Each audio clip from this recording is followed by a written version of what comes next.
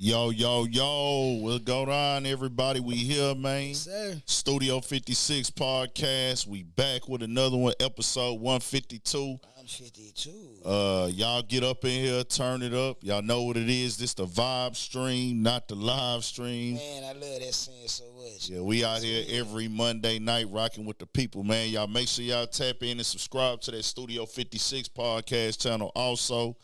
Everybody here, we all up in the building.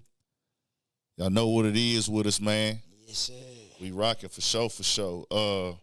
Got a different vibe, different setup we trying today.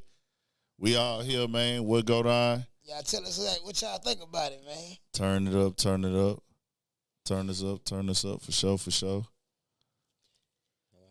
Once a nigga fix that lighting, Yeah. it's gonna be dope. Yeah, we'll get it together. We'll get it together.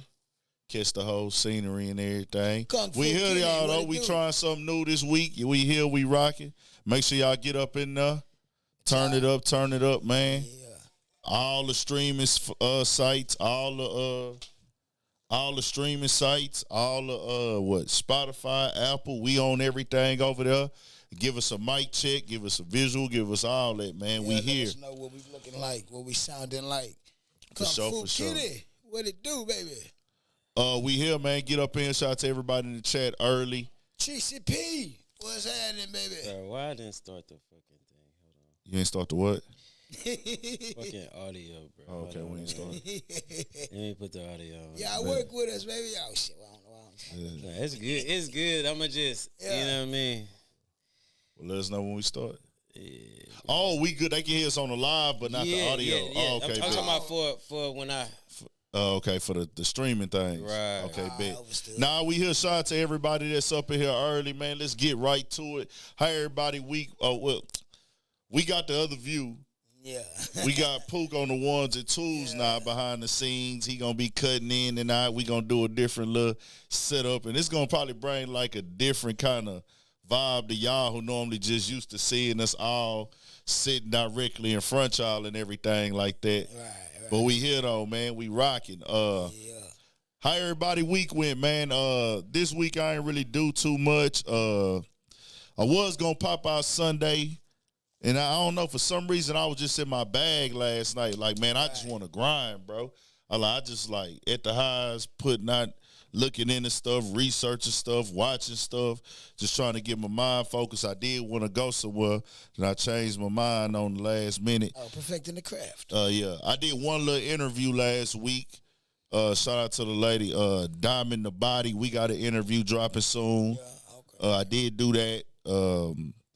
Other than that, man, I ain't do nothing last week. I ain't pull up nowhere. I ain't do too much. Just really slow boogied all week, bro. Did I go watch the game? Nah, I ain't go watch the game Thursday. Nah, I ain't do nothing last week, bro. Now that I think about it, I was chilling all last week, man. So that was it for me. Same old 1-2. Man, shit. Regular, degular week, man. You know, work, home. Yeah. My boy TJ was on my ass all week about my Steelers, but I just looked and saw we won.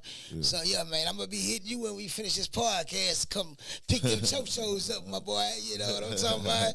Nah, but that's my nigga TJ, man. You know, and we stay locked in on the bits, man. Had a good week, man. Sundays I usually chill and stay home. Yeah. But yesterday was my granny's birthday. So instead of sitting around the house, and because I know if I'd sat around the house, I kind of would have been, down. Yeah. You know what I'm saying? But so instead of doing that, man, I got up, did some moving around, went to work. You know what I'm saying? They say time heals wounds, but man, that shit ain't true, bro. That shit still hurt like it happened yesterday. But I know she proud of a nigga, man. I know she looking down on me. I know for sure she talking to God and telling him to look out for me, cause beautiful things have been happening for me. Man, outside of that, it was a regular week, man. I be chilling. My 6-year-old, she like to run around the house and put a pillow under her stomach. A pillow under her shirt. Talking about, look, Daddy, we twins. Yeah. You know what I'm saying? But that's my life, though, man. You know what I'm saying? Happy birthday to my niece, TT, man. You know what I'm saying? Happy birthday, TT. Yeah, man. That's all my nieces, if anybody know me, they like them like my daughters. You know what I'm saying? Like, it's like I tell people, man, I got 5 daughters. Like, but really I got, biologically I got 2, but you know what I'm saying? I got 5, you know what I'm saying? Because them my babies, Really a cool week, man. Got to see some great college football games Saturday. I had to hear some shit from my partner from Saturday till now, cause Texas beat Alabama. I'm pro OU. I'm anti anything Longhorn. I'm anti anything Longhorn. But it was a good win, man. So they outplayed them. I don't know if this is the Alabama that we gonna see for the year, cause they didn't look good. No, I'm sorry, that was last Saturday where Texas beat them. This Saturday, they didn't look too good against South Florida, which is by right a team they should have beat by 50. But shit, we just gotta wait to see what it is, man. I'm gonna tell y'all about the Astros, how they crept back up on niggas when we do get into the sports. But outside of that, bro, I had a good week, man. I had a pretty good week. Pook. What went down, man? What you did? Chilled out. Yeah, man, I ain't do too much.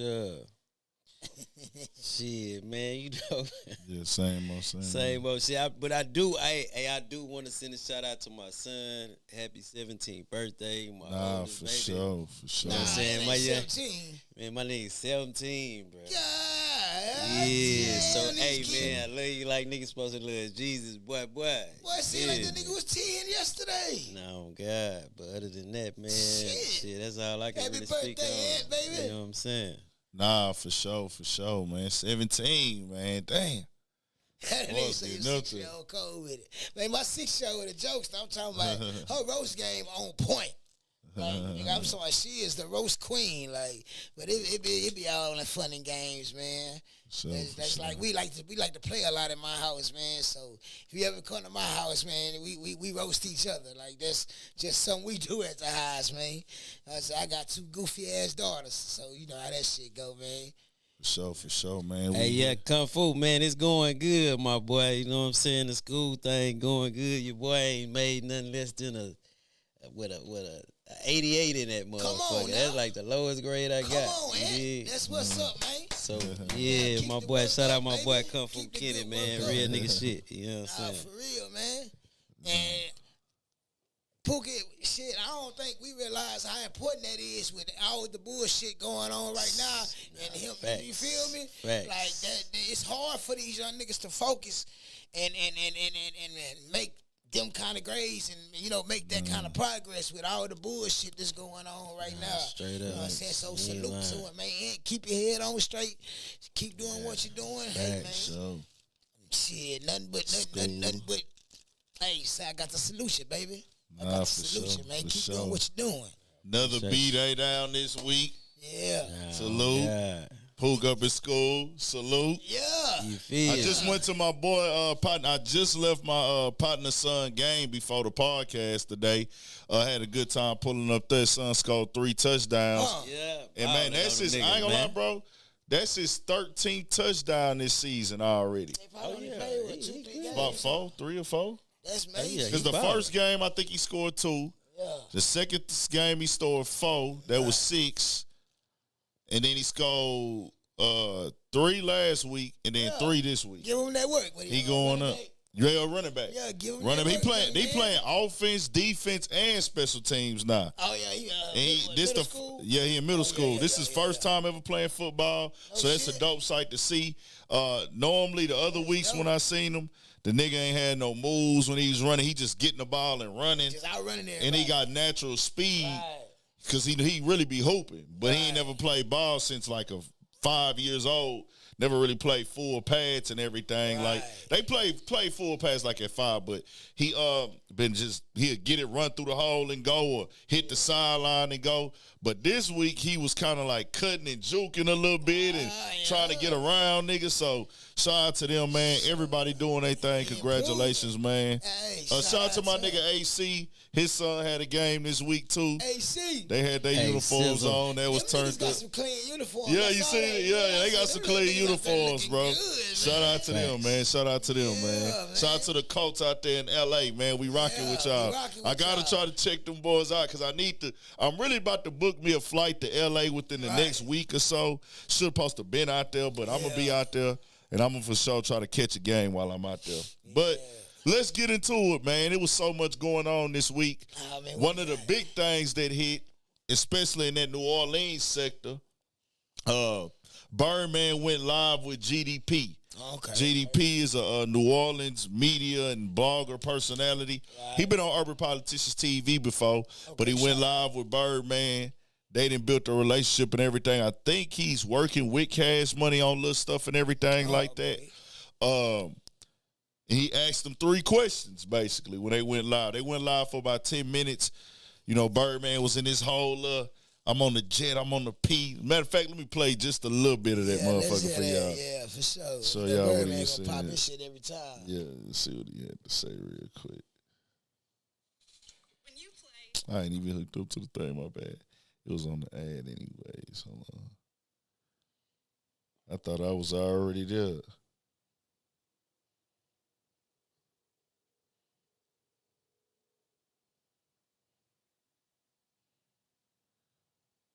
Boy, this hoe be acting like you don't want to connect for some reason. My bad. We good. Here you go. Came to Miami and just booed with me before he went down incarcerated. But by right, I was gonna Joe's Jeezy, like BG and Wayne, like them my children. I've been with Wayne since 11, BG since 13. BG probably since 13. So by right, they can't do no wrong in my eyes. Right. Hey, tell them give us a few minutes, Five. They wrong is always right to me. Them my children. Hey nephew, tell them hold on, wait a few minutes. And Juvie, that's my nigga. That's one of my best friends, man. And I started Cash Money with Fresh, so I always have a level of respect for him. I always have a level of respect for Fresh, but BG and Juvenile, like, I stand on my little niggas, and you know I've been in their life since they were babies, bro. Right. They mamas allowed me to raise them, bro. Help raise them. Right. Sent and Miss Sita, bro. I got their blessings. So that was important to me because I was a young man, raising young men. Right. So that's why it was so important for you to come to the prison, pick him up, red carpet treatment, put some money in his account. Nah, I think it was deeper than that. Just to hold him down while he was back there. Make sure he had hundreds of thousands in his account, 10, 20,000, whatever he needed, whatever he wanted. You know, that's how I'm gonna do it. And that's my little nigga. Right. That's my little nigga. I raised him. So by right, I'm gonna make sure he's straight. I'm a Joseph. I did time myself, enough so I know how to go. So for me to Joseph him, that was like a blessing for me. But I know he was with the struggle. But that's my little nigga. He can't do no wrong.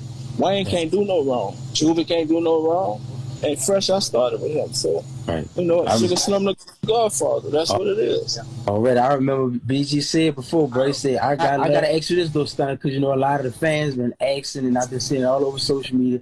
Everybody said why Turk didn't receive that same red carpet treatment when he came home after being in prison almost 9 years. Man, to be honest, that's small talk, right? But to be honest, me and Turk ain't have a relationship before he went to jail. I ain't have a relationship with Turk. Not at all. So I ain't Joe's Turk. I ain't have a relationship with Turk.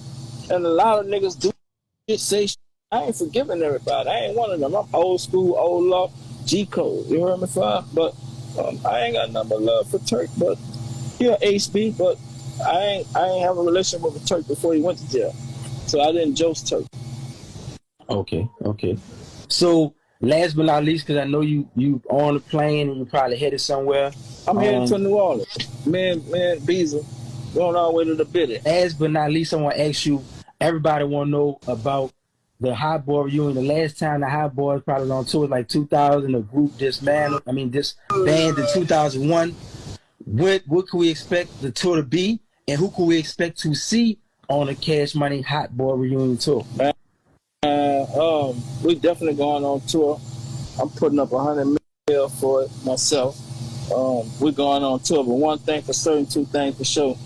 I ain't guaranteed that it's gonna be everybody. And that's that right there. Want y'all to get a little piece of that. BG is home. Yeah.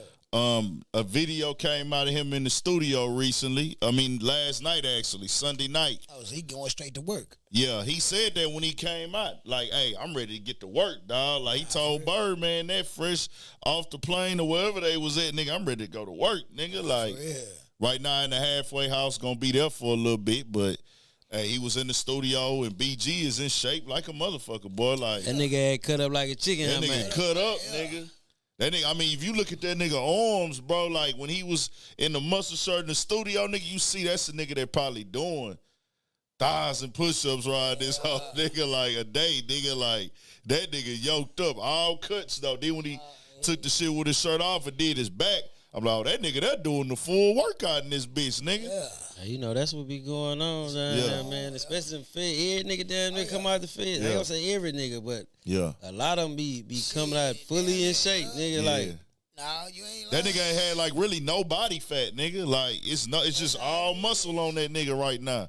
Even Kodak came home like that. Yeah. Like that nigga was strictly like nigga. But you gotta think like in the state pen, you only got so much to work with. I'm pretty sure in the feds you got the whole 9, big gym, all that. Yeah. You know what I'm saying? Cause shout out to my, you know what I'm saying, my Uncle C, that ain't my biological uncle, but that's Uncle C. Cuz came home. Like, you know what I'm saying? Like, yoki dokie. Like, every nigga I know that came home from the feds, then, you know what I'm saying? Not saying my niggas that ain't coming home from the state, they ain't looking good, but it's a different look when you coming out the feds. You got a lot more to work with, you know what I'm saying? Yeah, then the diet, I think the diet play a big role, you know what I'm saying? You got a way better diet in the feds. No shit. And then, you know, boys, I ain't gonna lie, boys they be live coming up out of like TDC and shit, but for sure. It just be niggas be more bulky. You know what I'm saying? It seems like linebacker built type shit. Yeah, you know what I mean? But shit, I ain't gonna lie, like a homie from like a Faux Tray or whatever. This nigga here was so big and cut the fuck out. It was like that nigga was fake, nigga. On God, man, I swear to God. And we was in the state. You know what I'm saying? So, yeah. But now, BG say he got up in the studio and said, "Hey man, he hitting anybody who thought he ain't got it no more in the face with a pie." Goddamn right. So he's saying like, "Nigga, I'm ready for this rap shit. It's here. Y'all niggas count me out." Like basically letting niggas know, but. He said, "Hey, nigga, went right to he said, I finally got my little stimulations good or whatever they call that. And he said, I went to the studio and did what I do best, nigga. And I'm like, man, that nigga really ready to get in this rap shit, bro. So shout out to BG. I'm ready for the Cash Money reunion tour, though. Oh, man, you know, if they got a Houston date on that motherfucker, I'm there. Mandatory. Hey, I already told you. Look, niggas is going to that. Man. That's mandatory. Niggas the Houston going date to is that. mandatory. Oh God. A lot of people still don't know that for New Orleans music scene as a whole, Houston is their closest hub. I swear. That's their closest hub because it was a hub for No Limit and it was like a hub for Cash Money. We the next biggest city, even from Louisiana, like. When artists start doing business or start trying to elevate more, they'll come from Baton Rouge and come to H-Town and fuck around out here, you know what I'm saying? New Orleans, 4.5 to 5 hour drive. Right. Same thing with Baton Rouge. So niggas always been connected to H-Town. We the closest big city next to them niggas. Like, that's on the, you know, Dallas is right there too, but it's still like, we the big, you know what I'm saying? No, and then we always had a face in the music business, so that's why, you know, They always came to Houston and did shows, concerts, and things like that. So they gonna be here for sure. And I always been a Cash Money fan, but Hey, so what y'all think about the issue though? If Turk gonna be there or not? I would love to see him there because it's like he was a big part of the Hot Boys. You know, he was a big part of Cash Money, but that's some shit they got to work out. Me personally, I would hope that they could, you know, work that shit out and Turk can be on the tour because that's going to make it that much more lit, but it's going to be lit regardless, though, to be honest. I would want to see Turk there, though. I would want to see Turk I'd like there. to see everybody. I don't even know if shit, because Birdman saying one thing. All right. You know, the media saying a totally different other thing.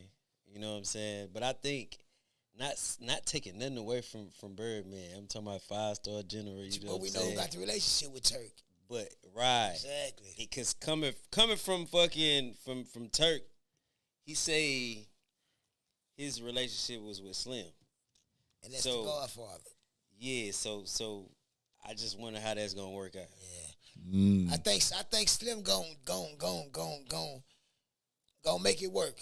He gonna make it. I don't see no reason why it shouldn't. I don't see no exactly, bro. I don't, you know, like, man. Bro. So did y'all check out that the infamous Drink Champs interview with Turk? I Back in the did. day? When you look, Yeah. when you told me about Well, it, he did some. Okay, I was gonna go there.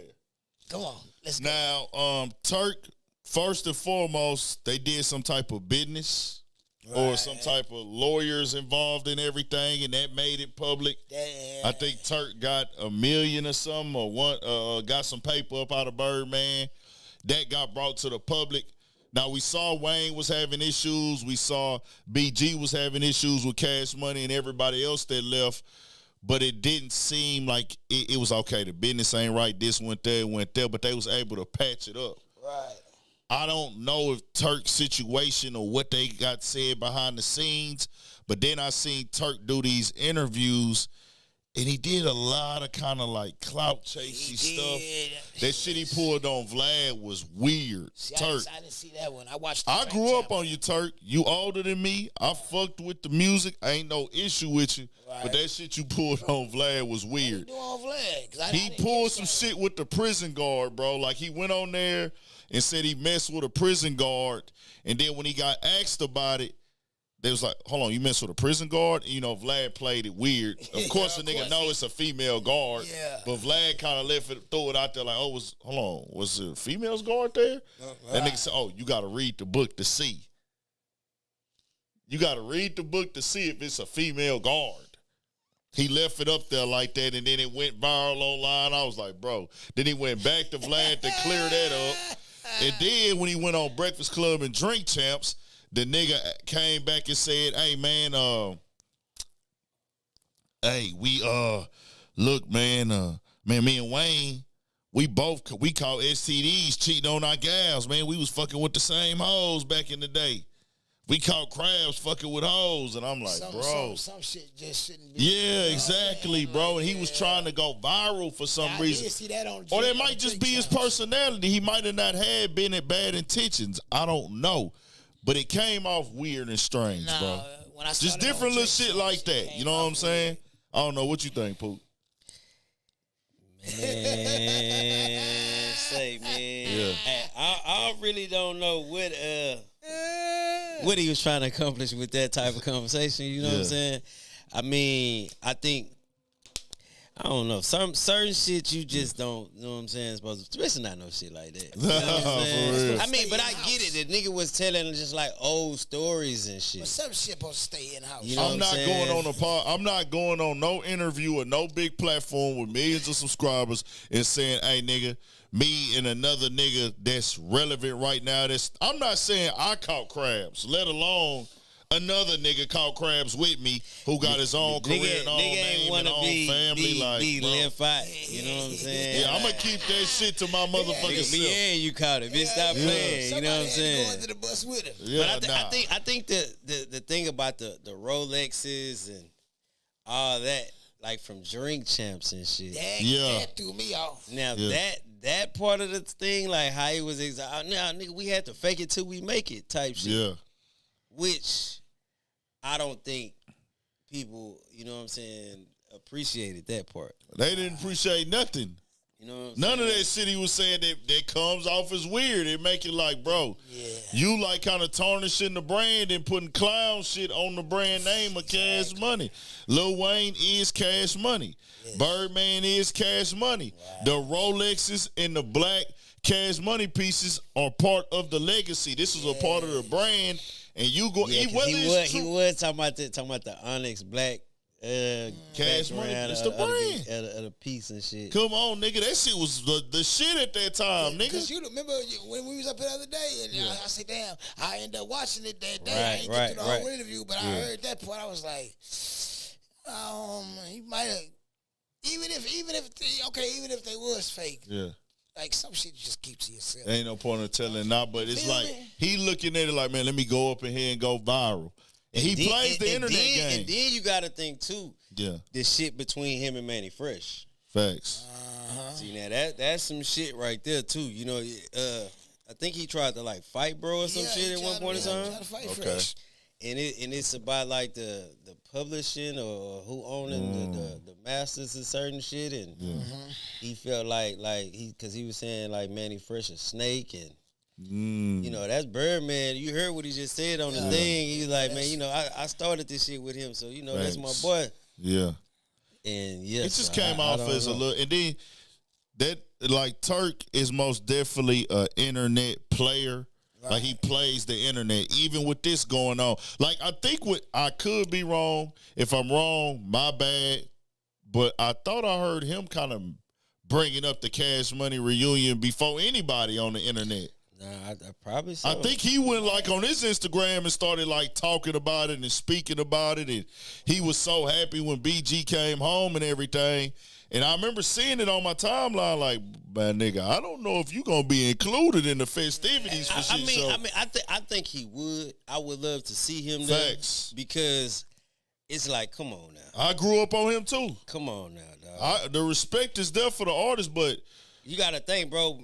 If anybody watched fucking Baller Blocking, bro. Come on. That nigga played, he did his thing in the music he did his thing. The music he did his thing for He was a piece of that shit, Baller bro. Blocking, you know, he was kind of active in that motherfucker. You know what I'm saying? So I just hope they get that shit together. Y'all work that out if they do. I'm there regardless, but it would be nice to see Turk there also. I'm a fan. And then before we move on, one other thing. Man, you got to be shit. Who do they bring from Cash Money there? It's so many people. Like, it ain't gonna just be the hot boys and the originals. You gotta bring maybe somebody who came after. Do you bring Bow Wow? Do you bring No. He was Cash Money though. Nah, we talking about Cash Money. He was Cash Money. No. We talking about the Cash Money clique. You know what I'm saying? The inner circle, the originals. You gotta kind of connect it with the newer generation. So you gotta kind of bring. All they gotta have is fucking Drake, Nicki Minaj, motherfuckers like that. Yeah. You feel me? Like. Yeah. Not dissing Lil Bow Wow or shit, but like, what did he drop on Cash Money that was just... I think he dropped something. What did he drop? But it ain't... I can't remember. That's what I'm saying. It's not memorable. Yeah. So, with that being said, man, just keep that shit authentic, hot boy shit. You know what I'm saying? You can throw, for the newer niggas, throw some Nickies and Drake in that bitch. Yeah. I would feel like, put on Lil Yah and all them niggas before you bring... You know what I'm saying? Because you got to think, nigga, UNLV is like that shit. You know, do a tribute to the nigga that lost his life, shit like that. You know what I'm saying? For sure. You know, because you got to think. What's buddy name? He passed away too, bro. Old Cash Money days, man. He had damn, what's that boy name? He made some gangster shit though. He was down with the part when he was the BG, UNLVs and all that. You know what I'm saying? This Yellow? Not Yellow, not Yellow. That's UNLV. I'm talking. He was like a solo artist. Damn, I can't remember, bro. And the nigga song is like it was one of them songs back then. Yeah, Pimp Pimp Daddy. Oh, okay, Pimp yeah, Daddy nigga. yeah, That nigga, yeah. like do tributes and shit to like that. You know what I'm saying? Like don't. I mean, you got the rich gang element of Cash. They Right, got different people that's to the pull newer from. that's the newer part that I Bow would Wow say. wasn't Rich Gang? I don't believe so. I thought he was Rich Gang. I don't believe Soldier so. Boy was Rich Bro, Gang. because whenever they speak on Rich Gang, nigga, they say who? Future. Thug, nigga, Rich Homie, and Pee Wee Longway was like Rich Gang kinda. But was Bow Wow? I thought Bow Wow was. Soldier Boy was Rich Gang. Man, I But thought see, them all niggas them was a other little cats bit before that. They was like before the Rich Gang. Right, came. but see, but you gotta think about it. Bow Wow ain't dropped. Soldier Boy is in videos with. Soldier Boy is in videos with Birdman, bro. No, I'm not knocking that. He's with Bird. Like he was saying Bro, this. I'm not knocking that, but what significance would he God property shot bring Mac to that? 10. Yeah, Mac 10, Banger Ball, Air, like bring shit like that. Yeah. Don't bring up no nigga that didn't. That wasn't What he the gon' he factor. gon' what he would do? He would perform fucking so deaf shit. Yeah. Just keeping it funky. Yeah, we can't forget it. We can't forget about Mac 10. I saw so many niggas was on Cash Money. It was like, dang. And nigga, I think Omarion was even over He there. was. If nigga. I'm not mistaken. And He was then- with Young Money. And see, that's what I'm saying. Young Money, CM, Y, and Tiger, CMB. like niggas like that, yeah. But like, if you ain't just drop nothing and make an impact. and make me remember your shit, I don't even want you up I can there. You remember know what I'm Tiger. saying? Definitely can remember the Mac 10. Yeah. Facts. Definitely Thug, Rich Homie Quan, the Future shit. I can't remember no shit Bow Wow did with Cash Money. Like, honestly, Hell no, not even Omarion. I think he had like I can't one even hook, remember nothing he did. one little cool hook on whatever song that was back in the game. You know, Maybach O. My nigga went from Cash Money to Maybach O, man. Y'all remember that Maybach O time? man, Maybach O I time can't to- recall, man. I can't recall. God, they was the first nigga to they was the first niggas to do an announcement to have that we was gonna have an announcement, and the announcement was we got Omarion joining MMG. He was Maybach O. They say Busta Rhymes was signed at a time too. Yeah, No, but they he ain't a lot didn't. of He did. niggas. But all these niggas got signed, and ain't none of them niggas dropped no shit. Man, They was just around for the get So, down, but they, you know, pop a few bottles, make a few cameos and videos, shit like that. That actually dropped some shit. And we know Busta hard, but he didn't do nothing hard with Cash Money. nah, facts. Well, so we talking about Cash Money, a Cash Money artist, Cash Money alumni. Her husband had an issue with Offset this past weekend.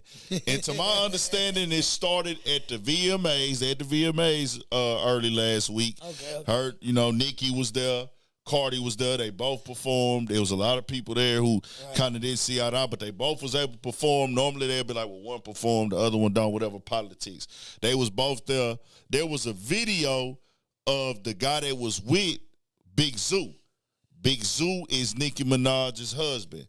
And Big Zoo was like with his homie, and he was all like, yeah, nigga, we waiting for somebody to pop off, like on some little shit like that. And then somehow, I guess the fans on the blogs got involved, and that led to him supposedly, I could be wrong, don't hold me to none of this shit, making a reference towards, nigga, yeah, anybody would get it, Cardi B, whatever. So Offset DM'd him and said, hey, nigga, stay out that female business. Like, let them females do that, nigga. What type of niggas y'all is? So he took that very offensive, and they got into a deep back and forth up in they DMs. It got to the point, where you at? I'll pull up on you. Man, y'all niggas broke. And the dude that he was arguing with kept saying shit like, yeah, nigga, you ain't even get back on them niggas that got your man. You ain't even get back. He was saying them niggas, and I was like, hey, when niggas start saying shit like that, I now know that you are influenced by the fucking internet, bro. Facts. You are moving. When you talk to a nigga like that in private, not true. If you felt offended, I ain't never telling you to back down. But when you start referencing a nigga dead homie, Come on now. you influenced by the internet. You know what I'm saying? Like that's what come to your head when a nigga hit you up, but You're absolutely right. this is what was said after that. Okay. Hold on. I thought I had it. That nigga out of line. See my tail when that Chewy box showed up? Oh, I saw it. I thought I had it right there. There we go. Yeah. Money, man. What's up? Yeah. What's that, man? Yeah. Huh? You don't know niggas. Yeah. They said you don't know niggas. Offset, where you at? Nigga, niggas, I got a Brooklyn hoodie on. So they don't know where I'm from. They know where I'm from, no. They know where I can't act like I'm Big Queens, nigga. Yeah. Sturdy, nigga. What's poppin'? What's poppin'? Where you at? Money, man. What's up? Yeah. Where niggas is at, man? Yeah. Huh? You don't know niggas. Zoom. They said you don't know niggas. Big Zoom. Planning that vacation. You Yeah. planning your funeral. Yeah. Yeah, all the way to the street, nigga. Know everything, nigga. Let's play. Yeah. Let's play. What's up? We'll meet you there, nigga. Let's get it. Let's Let's go. get it. Let us meet you there, nigga. Legendary. That's the starting Let's get it going, man. We'll meet you on your vacation, nigga. That's a fact. They got Big Zoo outside. They wanted to come at me at the VMAs, man. We ain't even do nothing to nobody, All the way, man. man. What's poppin', man? What's poppin', Nigga. man? Nobody hiding around here, man. Yeah, We outside. We ready, nigga. All the way up Yeah. in We ain't ducking that. Outside, nigga. Big outside. Queens, right? Yeah. We outside. Drop a location. Gang outside. Tell them, nigga. Outside, nigga. It's not a million niggas, nigga. It's just the starties, though. That's it. Look, come on. Smack all them little things. Cuckoo. He off the set. That whole gang could suck. A lot of y'all niggas, man. See, man. Time for them. Diddy, bro. Time for them. All set. I'm getting all the shit. What are you thinking about? What are you thinking about? Diddy, bro. We up and off jets. Y'all niggas got there. Y'all niggas standing outside. That nigga he's like, these niggas standing outside. Ah! He started laughing. So for people who didn't know, Offset was doing a 24-hour live stream with Casanat. Casanat is one of the biggest Twitch streamers in the game. Yeah. When this hit up on the internet, I don't know what nights this happened or whatever, but the nigga lost me from the very first clip I saw when I seen the caption. Then he said, "Nigga, I got the Brooklyn hoodie on, but you know I'm from Big Queens though." I was like, "Nigga, first of all, nigga, we don't know where you from because we don't know you." We know you, bro. Then I see they said it was Nicki Minaj's husband, and I was like, "What the fuck is he doing? Who cares? Why are these niggas outside on the corner?" Look like it's late at night. Y'all the only niggas out there, and that's for a reason. So I ask y'all this. Has the internet... I don't know, bro. Chat, what y'all think, bro? Man, I ain't gonna lie. It's just me. Okay, we listen. Nigga, first of all, nigga, you is known for being Nicki Minaj's husband. I didn't even know his And name. nothing else. Nigga, in a bunch of old extra jail highs. Bullshit. Bullshit. You know what I'm saying? I ain't gonna say whatever you alleged charged for, you gotta register all that shit. But nigga, that's what you're known for.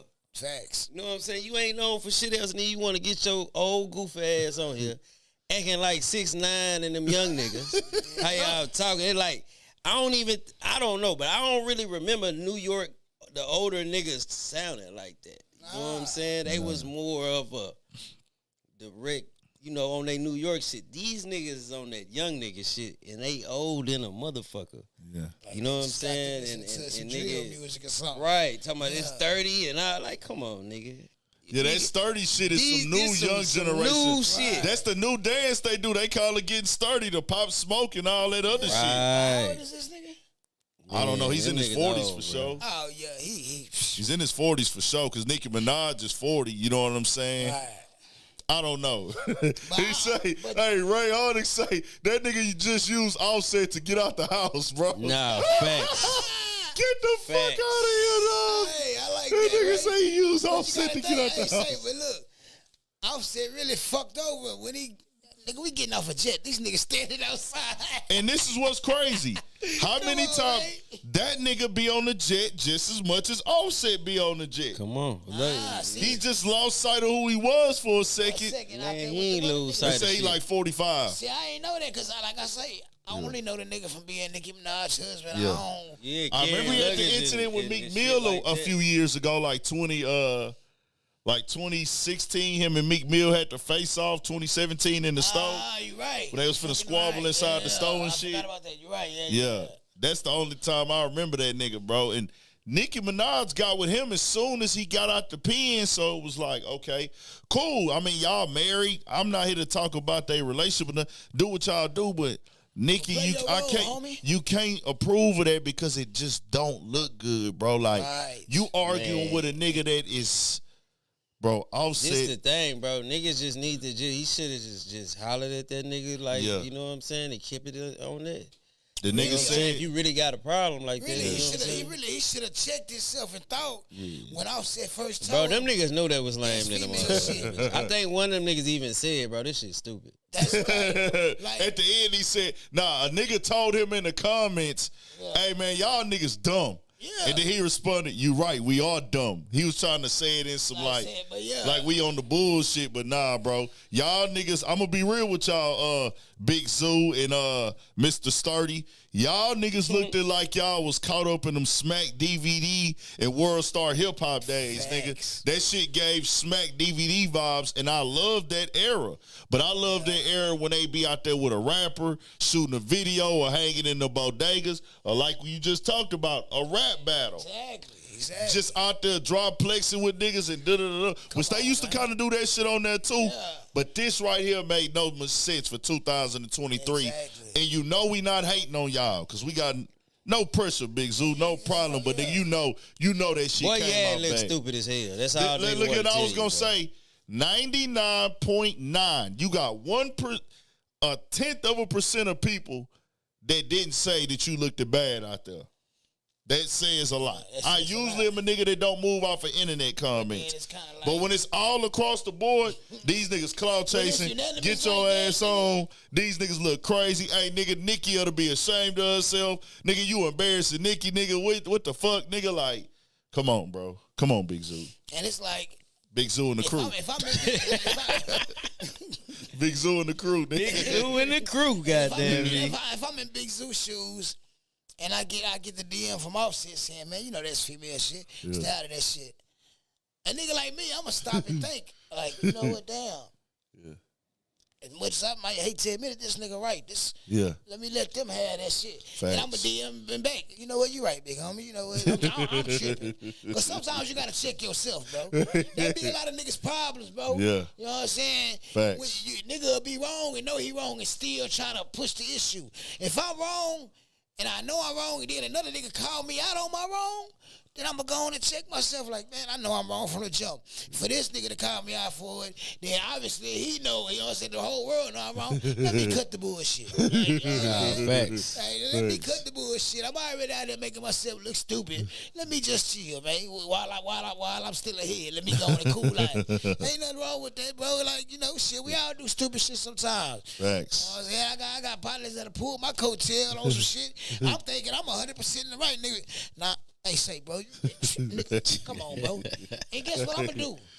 I'm going to check myself like, hold on, let me, you know what, cuz, you right. Damn, I'm cheering, man. Hey, that nigga so goddamn. Bro, that nigga so tripped out. And I say we just in the era, bro, where our emotions do get connected to our cell phones. And do that. And then it happens. It happens. I know it happens, but it was so crazy because the nigga Offset kept saying he wasn't trying to do the internet shit in that DM I saw because they got a lengthy DM. He dragged him into it, and then the other nigga, Mr. Sturdy, with the Brooklyn hoodie, that nigga came back later and was trying to like hold his Rolex up in the video. He was like holding his watch and holding the phone like this. Hey man, he came at me first, man. Y'all niggas said this and this and that. I was like, he capitalized on this little 15 seconds. But he came at you first, but like when you know you on some dumb shit, and then if somebody else tell you on some dumb shit, Go on and check yourself. So ain't nothing wrong with checking yourself. But what was the difference of how he came at him and how y'all tried to come at him? They took it up to level 30, 50. They took it to level 1,000. What I'm saying? Like, if this nigga personally hit you up, and like, hey, look at homeboy. Let's get that's girl shit. You know what I'm saying? We ain't finna do that. And then you niggas make a whole video. You know what I'm saying? We can't even call that a video, nigga. Them niggas did a whole goddamn.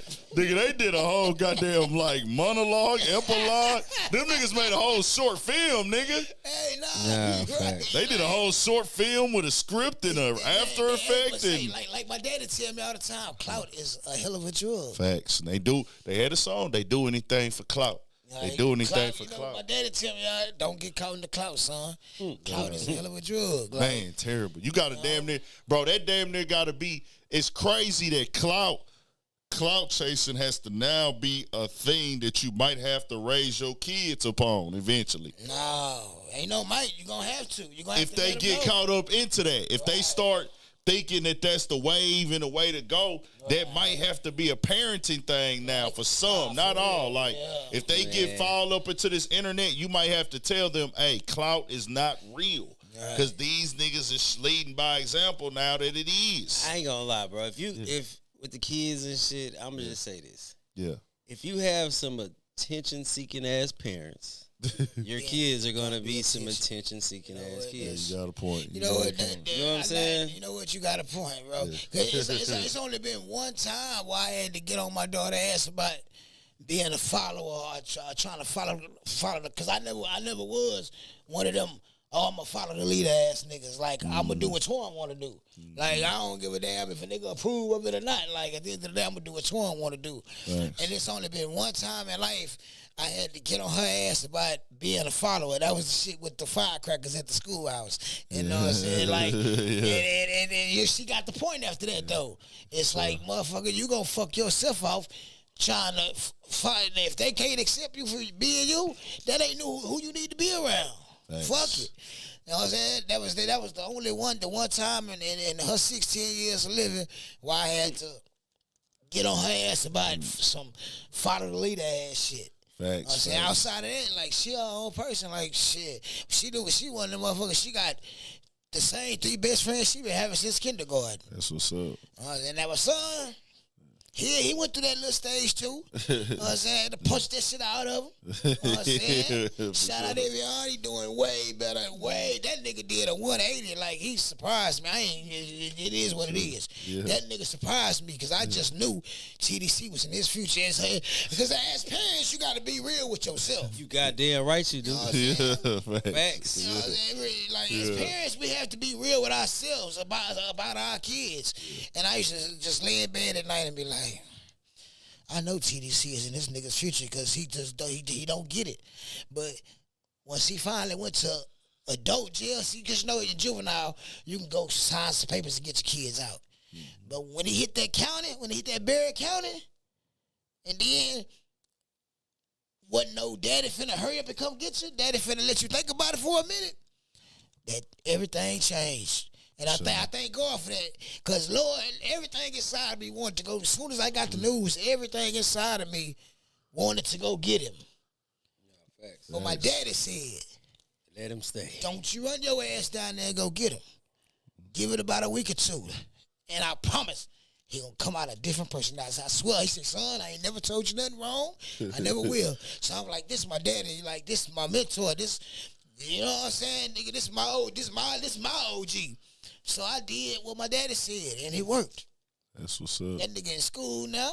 Every time I talk to him, guess what? He ain't around no niggas. All I hear is female voices in the background. That's what's up. I love it. Right. I love it. You know what I'm saying? I don't get no more calls from because, you know, Dan, all my mama people stay in San Antonio. I don't get no more calls about, man, I seen that, I said stuff with these niggas. Like, tell the kinfolk you don't need to be with these niggas. I ain't got none of them calls in almost a year and a half, going 2 years. Nigga going to school, nigga chilling. You know what I'm saying? If he do hit me up, it's for some gas one day. I'm like, hey, hold on, bro.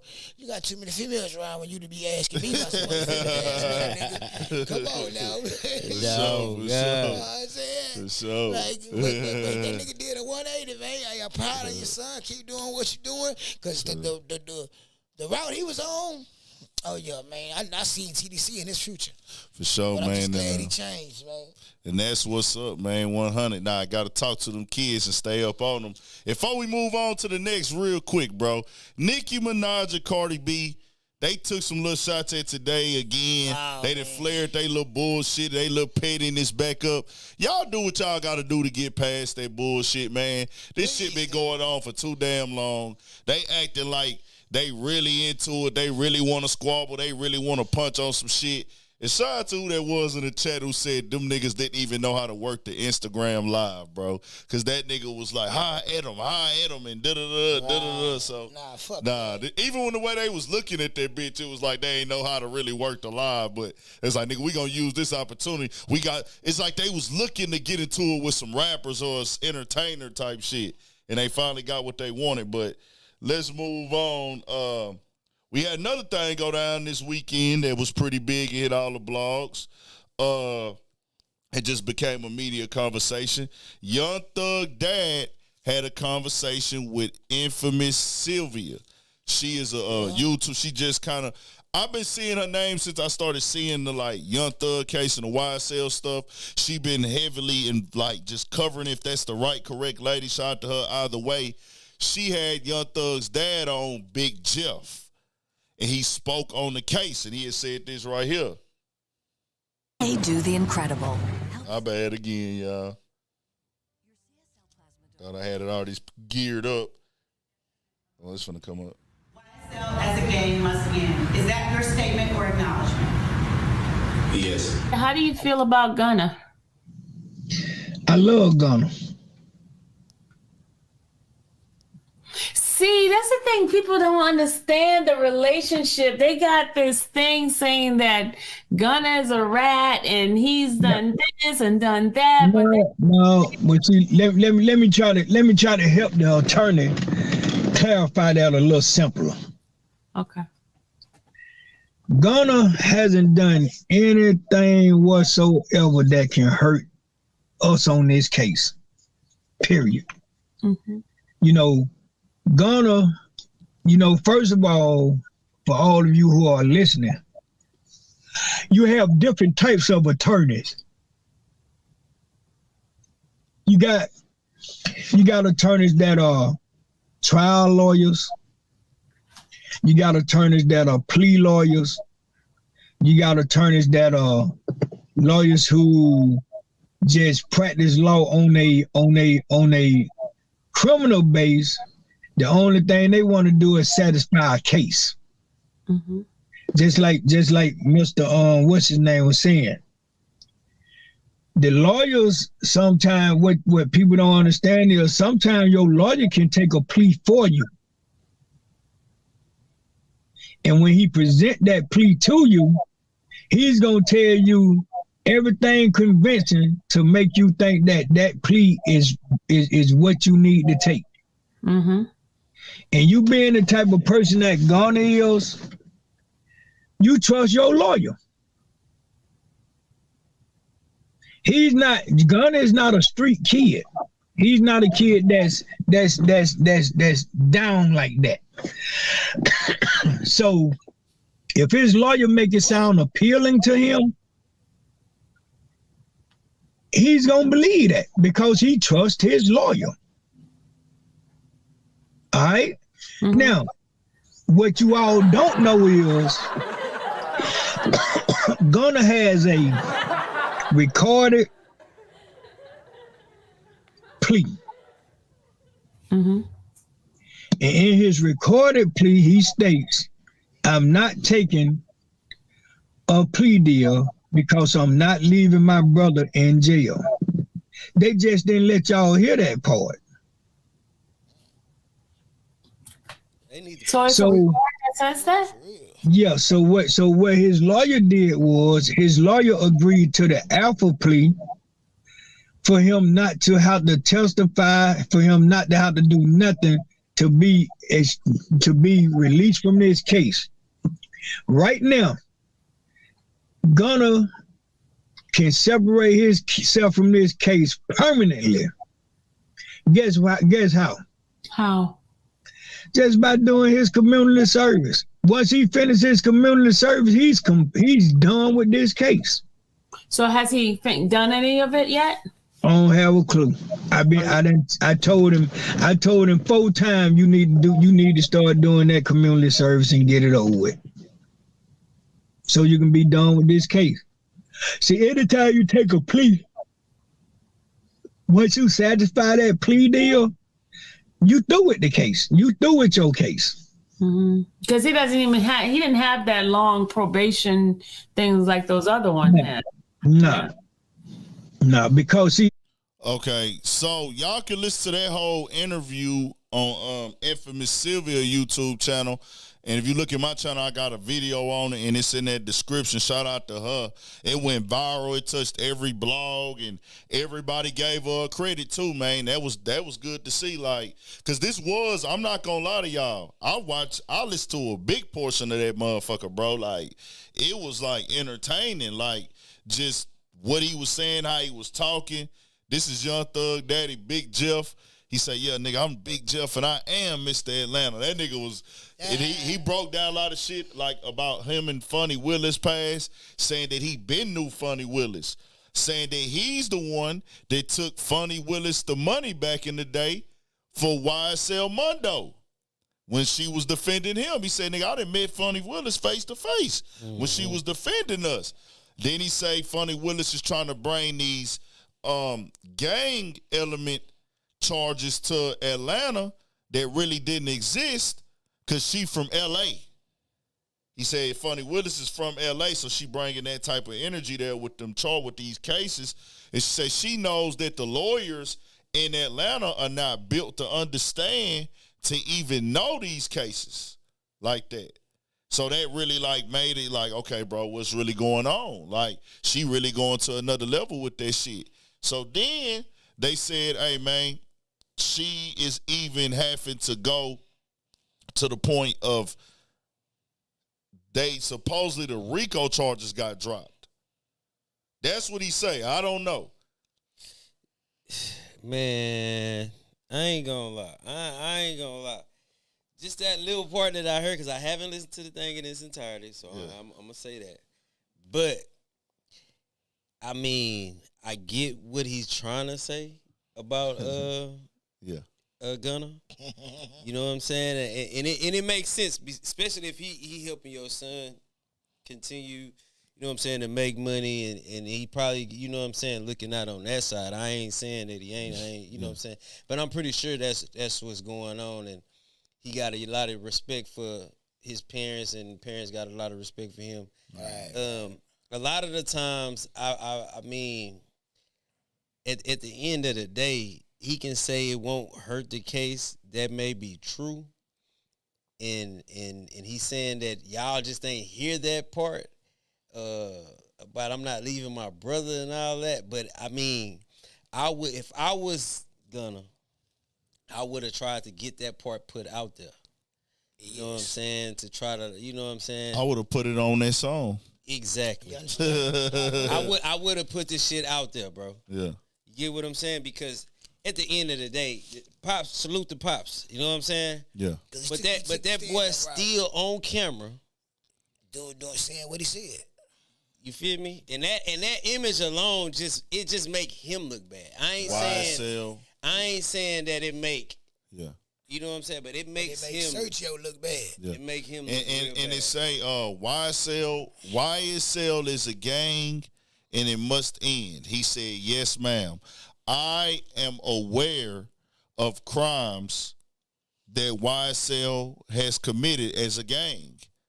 On such and such date, I was pulled over in the car with this, and this. Jeffrey Williams was in the car, but the stuff was not mine. Yes, ma'am. So it ain't no like trying to spin that around. When we saw it, it's like, bro, niggas know you're not supposed to go in no courtroom and get iron on your people like that. Yeah. And I've always been a firm believer that's saying, hey, the way they trying to present it, what he said is not supposed to be able to affect Thug. But people is just gonna be like, hey, bro, that's a no-go, and I wouldn't do it. It's a no-go. I'm not going in no courtroom in front of no judge and saying none of that shit. It's just like this, bro. For the niggas that think niggas don't know, just saying all this other shit. Yeah. Bro, it's a admission of guilt. Thanks. You know what I'm saying? That's all that shit what is. Niggas gotta go do is they gotta go actually read what the Alfred plea actually says. It is a admission of guilt. Meaning, nigga, it includes every fucking body within the motherfucking charge. You get what I'm saying? So when we hear that, it's like, okay, no matter how you want to split. So it's just like this. Boom, we all did something. A nigga say, well, shit, this what I did. Okay, nigga, now that implicates y'all automatically. Exactly. You know what I'm saying? So that's what it is. It's a admission of guilt, bro. Right. So let me ask y'all this. Even though they not even in the same county, right? We just gonna say some niggas in let me make up we'll just say Tip Top, Idaho. A gang of niggas get picked up at Tip Top, Idaho. 15 niggas. Is it a chance that 15 niggas can get into the same tank when they get arrested? Nah, they gonna make sure that it might be one or two or maybe three, but they gonna make sure they don't put them all together. Okay. They gonna make sure. Because I want niggas to understand. Sure when they house them, they gonna, one might be on the second floor. Yeah. Couple might be on the fourth.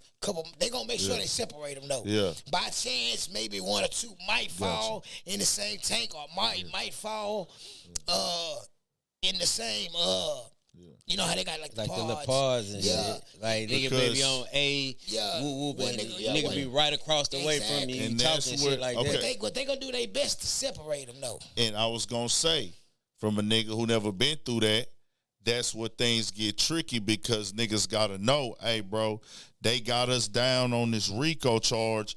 For me to plead guilty in the RICO charge, I can walk out with some little slap on the wrist shit if I plead guilty. You know what I'm saying? If I go through, I can lose and blow trial or whatever. But dog can't plead guilty. But his defense is riding on them having no concrete proof and nobody saying that this organization is a thing. And that's what the mob used to say back in the game. You have to go, you can't acknowledge old murder. Right. Because when you acknowledge old murder, you acknowledging that this shit exists, nigga, that we have a criminal organization. And you can't acknowledge that in the public eye or to the police or nothing, because it fucks everybody up. Right. And that's what niggas just don't want to understand. But no disrespect to Big Jeff, do your thing. Very entertaining. But this is the main thing I took from what Young Thug Daddy said. Yeah. Sergio is not a street dude. But did you see how he threw that in there? Yeah. To try to separate him. To try to separate it. But at the same time, okay, you can say he's not a street dude, but ain't no way in hell that he's around all this shit and whatever's going on, and he's oblivious to it. Like, bro, but then you have certain people be coming on the internet saying things like, "Oh, nigga, he went to Cali, nigga, and squabbled niggas and got put on," and you know what I'm saying? It's just like you see niggas throwing up gang signs and all that old shit. So it's just like. I'm finna quote the homie Scrooge, you know what I'm saying? Like Cuz said, that don't mean nothing. That don't mean nothing. Like, it ain't shit to get out there, and especially when you right there in the moment and you gotta do it. Yeah. You either gonna do that or some other shit finna happen to you. So, of course, he got out there and did that. But you don't have to be a gangster to squabble. Exactly. That's a fact, nigga. Like, squabbling is just some man shit, bro. That's just like, hey, nigga, I'm really with that. But it's like niggas want this part of the game, because nigga get out there and run like, okay, nigga, if a nigga thinking, okay, I want to get out with some niggas, a nigga get out there and run this shit to be part of the lit shit, okay? These niggas run this shit in the neighborhood. They turned up. They fly. They making money. I want to be down with them niggas. They cool. Okay, I just got got to get out there and punch for a little bit, man, fuck it, I got the heart to do that. Right. And then niggas will go do that. It's okay, nigga, we grew up around you, we good, but when it get real, are you really down? Are you down with the movement or you down with that moment? You down with that moment. And niggas be down with the moment and not the movement. Down with the movement wouldn't have moved like that. Yeah. He was down for the moment. It just is what it is. Yeah. You know, it's when you doing shit like that, it's a hit and miss. You never know what a nigga do when the clamps get tight. That's a fact. That's a fact. Great point. Hey, great motherfucking point, man. So that's that. You got niggas that's down for the moment. Yeah. And you got niggas that's down for the movement. You just got to know how to distinguish the two. And it's hard these days to distinguish the two. You know what I'm saying? Niggas get in that field. It's like you don't know what until shit get real. Yeah. And I just want to just say this before we move on. Niggas be quick to say, nigga, it's a bunch of niggas that's doing time that ain't this and ain't that. Man, listen. From my experience, man, listen, man, niggas be sneak telling. Come on, writing I-60s on niggas and shit out. We know about that. It be a lot of shit going on. You feel me? So like when niggas try to separate, bro, you know what I'm saying, and be like, this, man, fuck all that. You know what I'm saying? I'm just keep it funky, cause when you know, like you say, niggas is down for the movement and niggas is down for the moment, right? But at the end of the motherfucking day, nigga, if you was down for the moment, nigga, that mean you was down for the movement. Because if you wasn't down for the motherfucking moment, nigga, you wouldn't even been put yourself there, period. You know what I'm saying? So it's just like, nigga, you just gotta suck that shit up, nigga. You doing, I mean, I don't knock the nigga. If that's your decision, you want to come home, nigga, that's how you guys had to come home. But it still don't change the fact that, nigga, when them people asked you, know what I'm saying, about this nigga name and shit, they put a nigga real name, Jeffrey Williams. Nigga, was you in the car with him or not? Nigga, was this yours or his? Type shit. You see what I'm saying? Like, that little shit right there to me is like, come on, bro. You know what I'm saying? Easy. It ain't nothing else to debate. It sound pretty clear. It's crazy, bro. They sound like no trick question. And it wasn't a nigga. That nigga was in there. He was tricks in there. about that shit, bro. That's clear cut, nigga. Like, they told that nigga to go up there and say, yes, man. He said that, hey, nigga, he said, well, nah, I don't remember that. I don't recall. I was unaware. Man. I didn't know. I don't know who that was for. I'm not going to say that was Jeffrey Williams. But, I mean, if y'all found some stuff in the car, I don't know who it belonged to. And I'm going to tell you, man, just keeping it funky, man. For all you niggas out there, bro, that be sitting up there saying, oh, the lawyer tricked him, the lawyer tricked the lawyer. Man, listen, you going to pregame with your lawyer, nigga, before you take any plea. That motherfucker got... It's the law, nigga. They gotta explain everything that's finna happen to you. You gotta agree upon that shit. The judge is gonna ask you, hey, was anybody forced you to say this shit? Is anybody threatening you or basically, you know what I'm saying, where you coerced into saying this shit? All that old shit. So, bro, at the end of the day, nigga, you already knew what was going on. Yeah. And that's just what that is, bro. Straight up. By law, your lawyer has to inform you on everything. For the people who... If you rock with Gunna, bro, this ain't no beef. Nobody up here has pressure with Gunna. I just want to make the shit clear, bro. Got a hard ass CD. Support the music. Support Gunna if you a fan. Nothing wrong with that. That's not what we talking about here. We just talking about the actual narrative. We got to keep it factual so niggas can know what this is and know stay out the way. And then also, as I always say, if you want to go by courtroom and what was used, we have to wait and see. I don't trust lawyers. I don't trust judges. I don't trust DAs. I don't trust prosecutors. And I don't trust the fucking police or the system because they all interchange positions. It's several lawyers on this case that were worse, that were once prosecutors or district attorneys. And then it's district attorneys or prosecutors that are now lawyers. So this is what I say, bro. Take that back. Honest to God truth, there is one lawyer that I absolutely do trust. Yeah. That's my boy Rohan. Yeah. Because shout out Rohan. He's one of them lawyers that's gonna tell you, he not gonna feed you no bullshit story. If you gotta go sit down, he gonna let you know. Yeah. Hey, I'm gonna try to get it minimized, but we not gonna see our way out of this without some jail time. Yeah. You know what I'm saying? That's the only lawyer I ever had in my life that has been all the way honest with me every time he represented me. Yeah. Like that's I used to have a disdain for lawyers. Yeah. But when I met Rohan, my outlook on him changed because he has always been nothing but honest with me. Like when he say, hey, look, this is what it is, Twan. And this how you know we got a good relationship. He called me Twan. For sure. Twan, like matter of fact, I just talked to him the other day. Yeah. We call and check on each other, like, hey, how you doing? What's up? Yeah. He'll let me know, hey man, you're gonna have to go sit down. You know, I'm gonna try to get it to where it's you know, the least time, you know, least amount of time as possible, but this is just what it is. You're gonna have to sit down. If we got action to beat it, he gonna let me know. I'm gonna fight my ass off and you know, we gonna swing for the fences and try to beat it. And I'd have had some bullshit lawyers tell me, oh man, no, you good, man, we gonna beat this. And shit, I'm on the Bluebird on my way to TDC. Cause I done listened to this stupid motherfucker. For sure. And that's that, man. We'll see what happened. Moving on, let's get into this conversation right here. We had a lot of music business and analytics and streams and how much money being made. We're going to run through this real quick. Whatchamacallit, bro? These comments, right? Yeah. Nah, them niggas be tripped out. My nigga Kenny a motherfucker. Diddy made a lot of the media last week. For the publishing, it got branded all across all the blogs. Yeah, that nigga fooled me for a day and a half till I found out what it really was. So we talked about it last week. Mark Curry was the nigga that spoke out. It was very vocal. Did a whole live stream about it. Talked about it. Hey, nigga, this nigga here, nigga, it's only a few $100s. The game is based off of streaming. I don't want the publishing. I want the money. The money already been collected. Our shit ain't worth nothing. Nigga, it might be a couple songs on there that's worth something out of that publishing stuff. But our music ain't worth nothing. Don't make it seem like this nigga did something to help us or benefit the artist that was signed to Bad Boy. You know what I'm saying? So, we took it there. It turned up.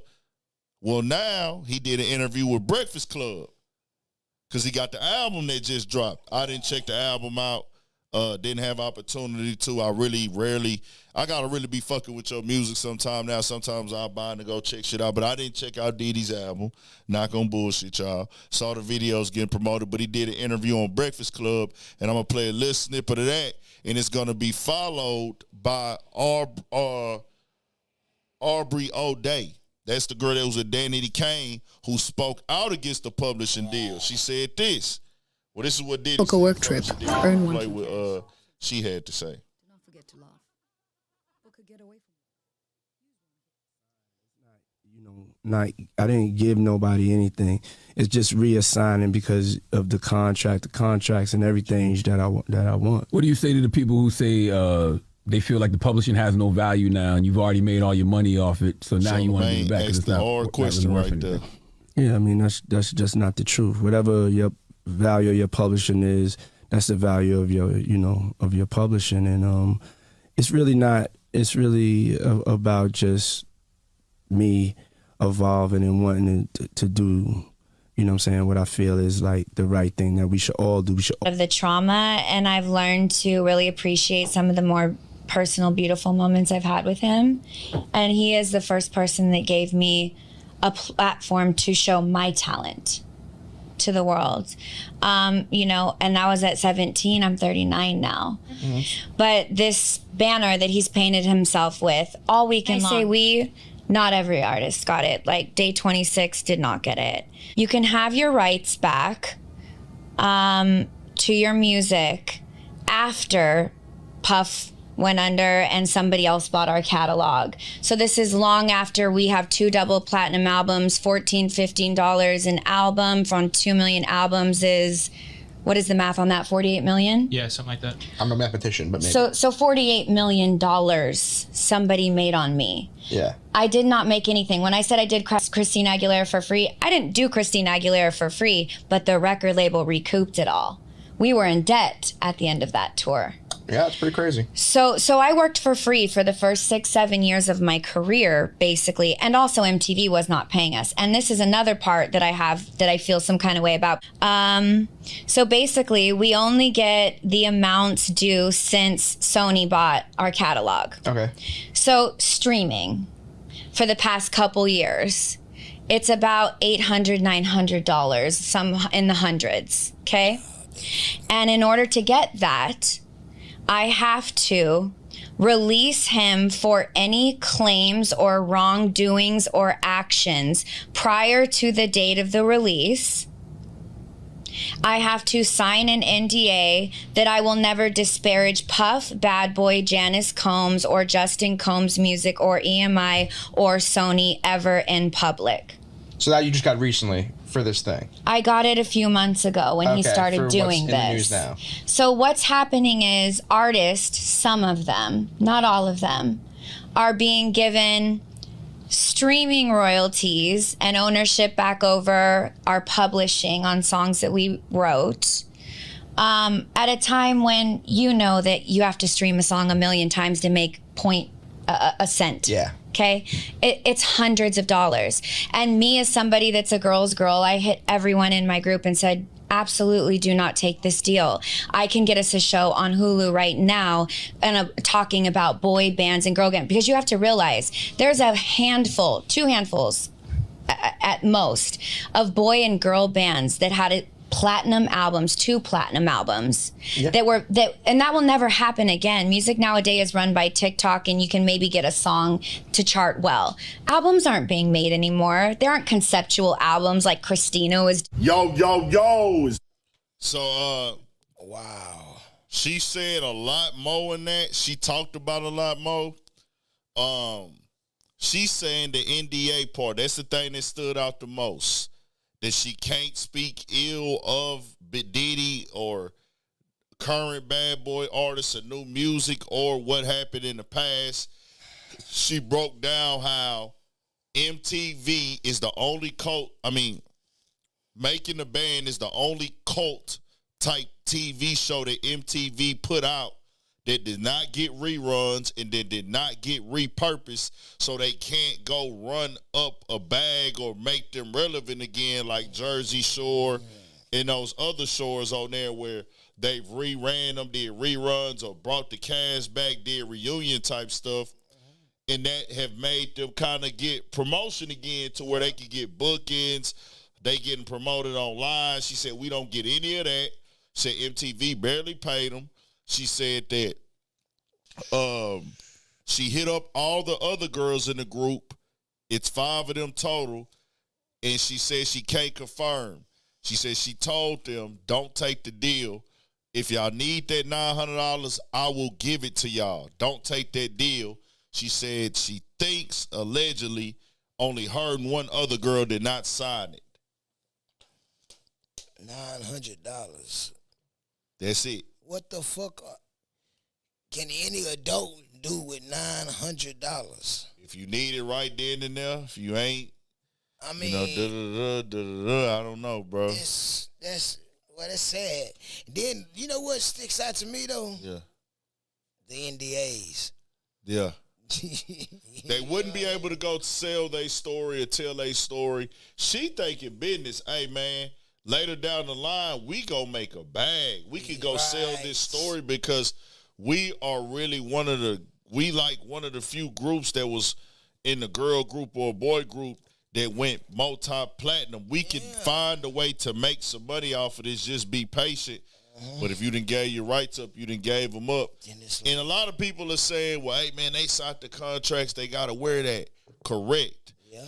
But at the same time, if you a person that signed that contract and this is what you getting offered, are you not going to feel like, well, bro, you acting like you doing us a favor or you helping us, but really you not.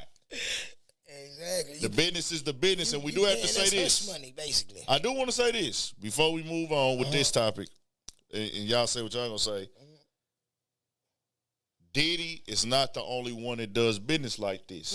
This is the music business in general. This is how the music business is built. About 95% of the motherfuckers. Yeah, this is how the music, the corporations is how they started the music business.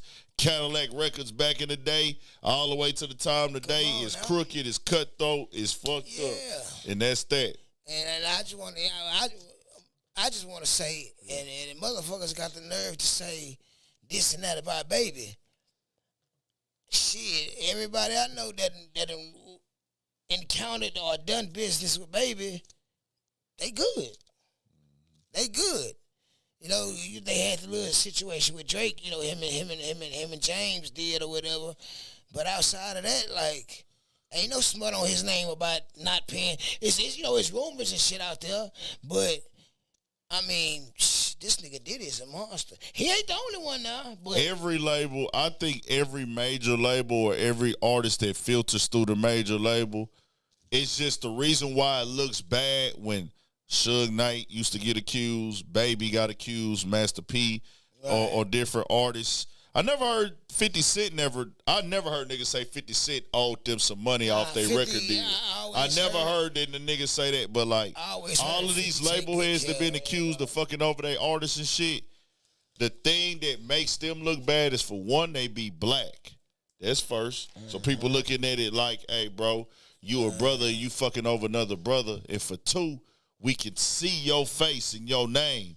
When the nigga get fucked over directly by a label or another label throws him out, we don't see a face with Atlantic. We don't see a face with Warner Brothers. We don't see a face with Sony. We don't see a face with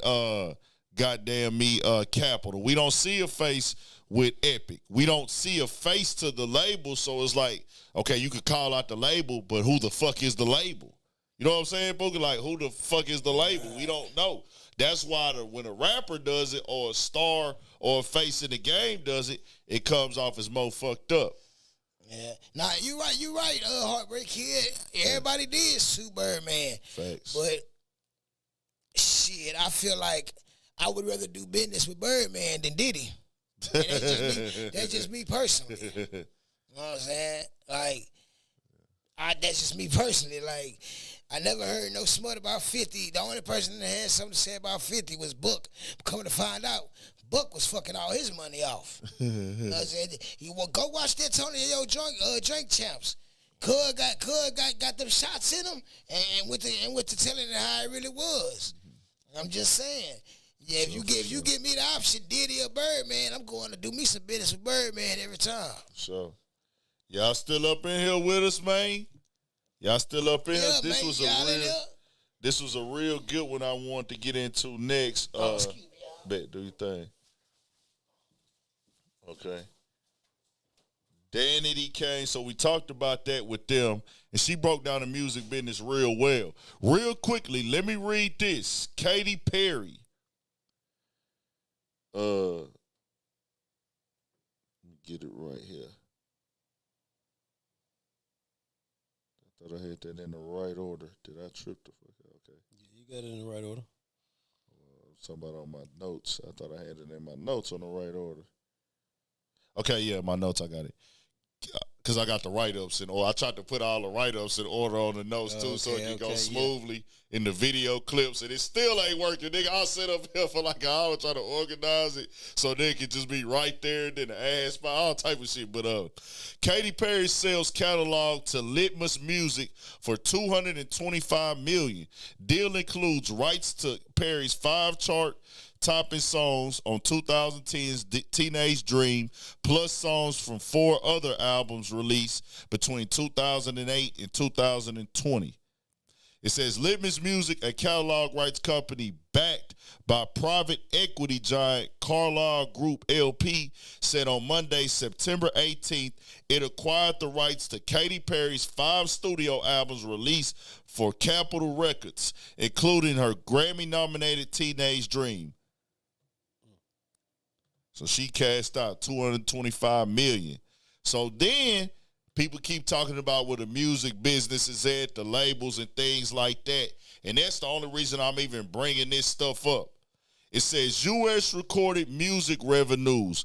U.S. recorded music revenues hit an all-time high of $8.4 billion in the first half of 2023. Recorded music revenues in the United States grew 9.3% in the first half of 2023, reaching all-time mid-year high of $8.4 billion at retail value. The RIAA said in its mid-year report released today, September 18th, that reflects a second year in a row of a 9% increase of 9% increases at the mid-year mark, as growth steadily after upheaval of the pandemic led to market unpredictability. Paid subscription streaming accounted for the bulk of that number, growing 11% year over year to $5.5 billion, up from $5 billion halfway through 2022, making up 65.4% of the total revenue figure and 78.6% of streaming.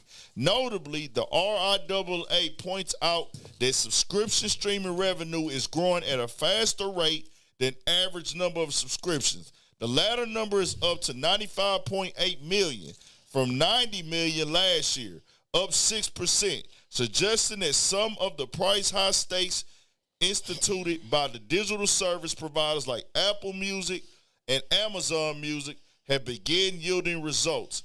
Increases from YouTube Music Premium and Spotify are too recent to be reflected in the first half of this year. Ad-supported streaming, however, is a different story. Total revenue from services was essentially flat year over year at $870 million, up just 0.6% from 2022. Digital and customized radio revenues were up 16% year over year, reaching $657 million within that. Sound Exchange distributions ticked up 7% to $498 million. Overall sales revenues reached $1.1 billion, up slightly from the same year. So I can keep reading all this. Y'all get the gist. There's a lot of money being made off of music. Oh, yeah. Everything is increased. Y'all hearing it directly from the sources. Right. There's a shitload of money going on, bro. What are we talking about?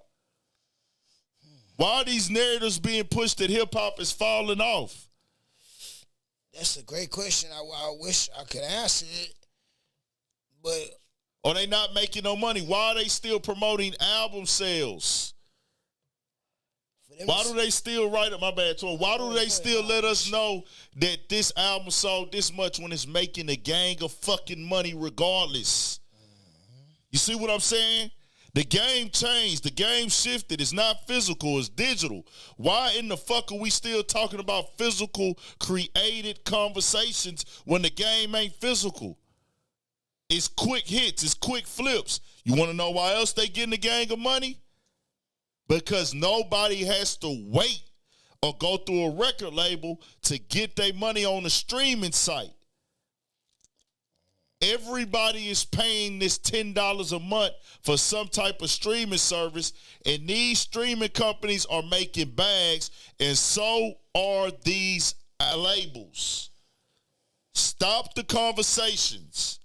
Ebro, get at me, nigga. Urban Politicians _ Big Ant. I want to be at the fucking table when it's time to have this conversation. Right. Why are y'all shitting on rap?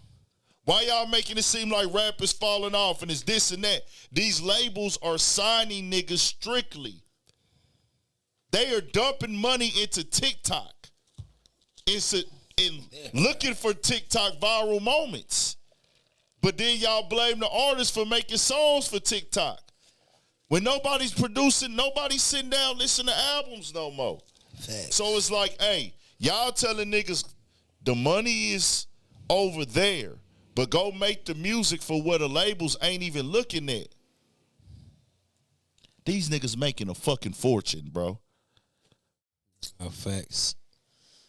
My bad, I had to get that off. Nah, I had to get that off. You're absolutely right. And like, before we went on, we was talking about that shit. Like, it don't even make sense what they saying. It don't even make sense. Like, how are they not making money? Come on. Like, how are they not making money? It's so many different avenues that they are making money off of, as opposed to back then. Come on, bro. Like, so how are they not making money? Like, nah, they can miss me with that bullshit. Like, yeah, like that's like some. Now you just trying to really just tell us we dumb. We just gonna piss on you. We gonna piss on you and tell you it's raining. Come on. And the thing is, we can't see none of these numbers. Nah, they ain't gonna let you see them. We don't see these numbers, man. We don't know these numbers. We don't see the numbers at all. You know what I'm saying? And we ain't gonna never see the numbers, dog. They not gonna let you see what they making off their subscription-based shit. We never saw. Shout out to Superstar J Quick, man. Like Superstar J Quick said, all them mixtape apps, nobody never knew what they made. When live mixtapes was the wave, because he a nigga that's from that era. Right. He was working with Gucci Mane. Okay. Superstar J Quick and all the early niggas in the game of that era, traveling, DJing, all that. Right. Live mixtapes, my mixtapes, Dat Piff. You never knew how much money them niggas were making, and you will never know. Yeah, nah, they don't. They're not gonna. Why would they tell you to plug?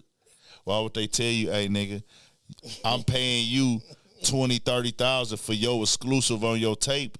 Why would I tell you that, nigga, I'm finna make $3 million off your shit in the long run? Exactly. That's like me introducing you to the plug. Come on, it don't make no sense. I'm gonna cut myself out I'm the a business. middleman the shit out this shit. Yeah, come on, nigga. Why would I'm you? a middleman Just to the well run dry. And the crazy thing is the well ain't gonna never run dry. Come on, nigga. Not with hip hop. Exactly. Told y'all, get off the conversation. Now, Pook has most definitely made the point, and others have made the point of the quality of music going down. That is a fact. Oh, yeah, now that's Nobody's building albums anymore. Audrey, O'Day said the same thing. You know, an album used to be intricate, sitting down in the studio, working and getting with real production. Like, you know what I'm saying? Niggas actually on the keys and getting the piano nigga in there, getting the nigga with the saxophone. Like, that's why Jay-Z music is timeless. Shit, nigga, that's why the 90s music is timeless. 90s, yeah. Right. You know what I'm saying? Even the 80s. Early 2000s, too. Early 2000s, like, niggas was really making. We used to be able to listen to a CD and we being told a story. Come on. Mm-hmm. Now it's just. It's the feeling, bro. The feeling of the music. It's like that day. We got moment shit. Yeah. Right now. Yeah. You know what I'm saying? That you know, a moment passed by. Yeah. You know what I'm saying? But when you got some shit that you felt, nigga, fucking 25 years ago, like you can tell. Exactly. That's why I listen to so much old music. Yeah. And then it's crazy because back in the day, niggas used to grab the moment. Yes. It was done for that moment, but you grabbed all the attention in the moment, and that came into like the too. Like they came into with the promo, the game not being so oversaturated. Cause now, nigga, we talked about this on a live late one night that niggas get on there and before they put on a video, a song, sometimes some, not all, they'll listen to a podcast in the car.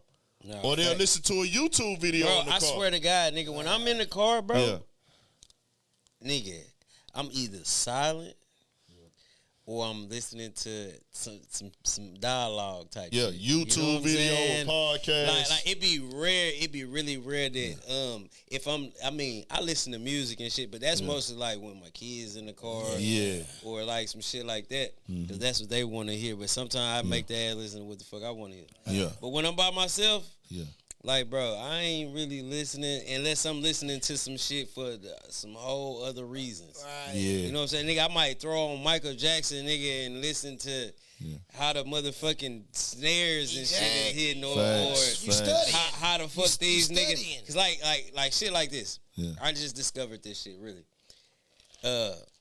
When we saying music.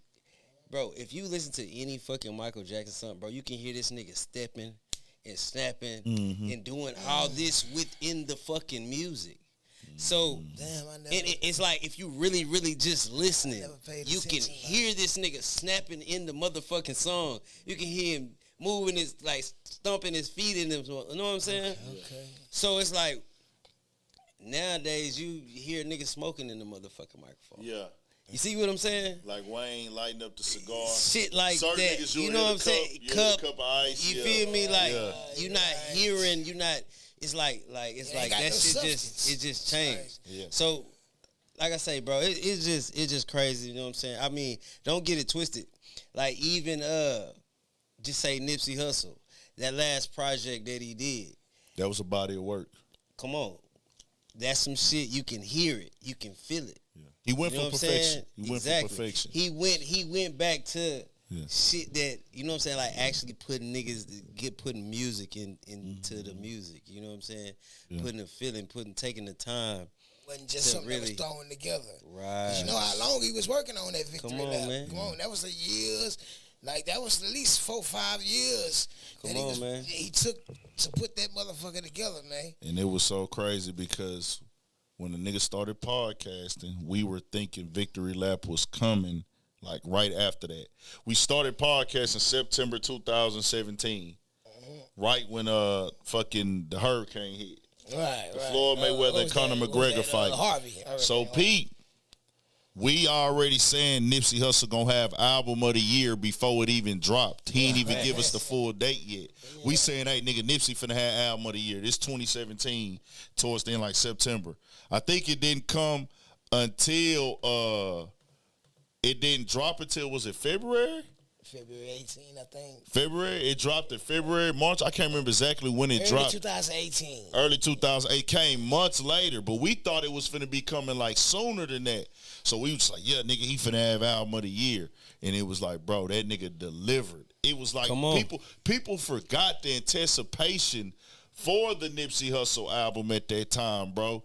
And it's crazy because a lot of people was still a little bit asleep, and then they went back later on, and they didn't get to really live in that moment. I just got to thank God that I was able to live in the moment. Live in the moment. I was in the moment of this shit going on where I was looking for the anticipation. I was ready for it.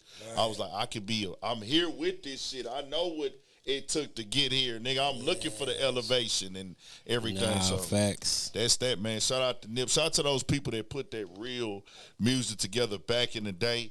We don't know if the game is going to change and go back. You know? And it's crazy because, bro, Aubrey O'Day is saying that she said this same shit in that full interview. I don't know if music will ever go back to that time where people really put these albums and bodies of work together. I hope so, but I doubt it. We doubt it. You got no choice but to doubt it. Hopefully so, though. So speaking on streaming and shit like that, man, and doing numbers and everything, we seeing the big talk. That shit is crazy. Yeah. I'm just sitting up here just thinking like what she said, like that shit is bro, really fucking crazy. It's like the 53-minute mark of the Only Stand interview. Check that motherfucker out, bro. She broke all this shit down, the music business, everything she went through. Shit is wild. I saw that shit on Friday, and I made that video Friday night, nigga, before I came to get a cut, nigga, outside in the dark. Normally I don't, bro, I probably only do a couple outside nighttime videos a couple days, bro. You know what I'm saying? Right. And it'd be like, damn, a couple times a year I do a nighttime video. And it just got to be like a certain situation that'll make me do a video outside at night. When I saw that, I said, I got to make this video right now and try to drop it. And I said, you know what? I'm not going to get it done. I said, I'm going to drop this video early in the morning at 6. Let me try my 6 in the morning shit from now on. Every once in a while, let me do something early in the morning. Nigga, I dropped that bitch at 6 in the morning, and it was like, bro, it was needed. People needed to hear it, hear her side. It was most definitely on the YouTube video that they did, and it hit the blogs, but nobody got to see the full interview. So it was just big. It was like, damn, nigga, this was a real conversation in music business. So, just speaking on the business, let's move over here to Money Man. Yeah, now, a lot of conversation about that. So yeah, we gonna do it. So, man, we talking music, business, streaming, what a game at now, what niggas' catalogs is worth. Money Man went to Twitter and said that I got offered 40 M's for my catalog. I'm cool right now, though. as in, hey, man, I'm turning it down. And for the people that don't know Money Man or not hip to Money Man, he's with Empire on like a distribution partnership type deal and everything. Dog done dropped probably like 15 mixtapes over the years of his career and everything. And actually, Pook put me on him back in the day when Pook came home in this was like 2015, 2016. Yeah, 2016. Yeah. 2016. You the one that put me on Money Man when you came home when Pook started cutting my hair and shit. Nigga, he just one day we just talking about music, just a blessing that both of us just organically fuck with music heavy. Right. He put me on the Money Man, say, hey, Aunt, check out this nigga Money Man shit. This nigga be jamming, he be going crazy and stuff like that. And so I'm listening to him like, hey, this nigga cold, bro. And ever since then, this nigga ain't never put out a bad project. And I know that I'm not the only nigga listening to this music repetitively. So a lot of people gave him backlash when he put that out there, the 40 M's, saying, hey, man, nigga, nah, you capping. I know for sure he ain't capping. I can't say I know for sure, but he ain't capping. Yeah. You don't think He did right. I wouldn't have took that 40 neither. Well, they saying, is your catalog really worth 40? Because he not in the mainstream. Fucking right it is. He not in the mainstream. You don't see him in the industry. You don't see him around all the niggas in the game. You don't see him doing the gimmicky shit. But you gotta think what type of person. If you ever just really listen to Money Man, sure, and you understand what type of person he really is for real. Yeah. When it comes to business and self-awareness on making money and shit, he understands that motherfucking, okay, if y'all niggas trying to buy this shit for this X amount, you know what I'm saying, then nigga, I know for shit sure it's worth twice that amount. I can get a bigger bag for this shit. Yeah.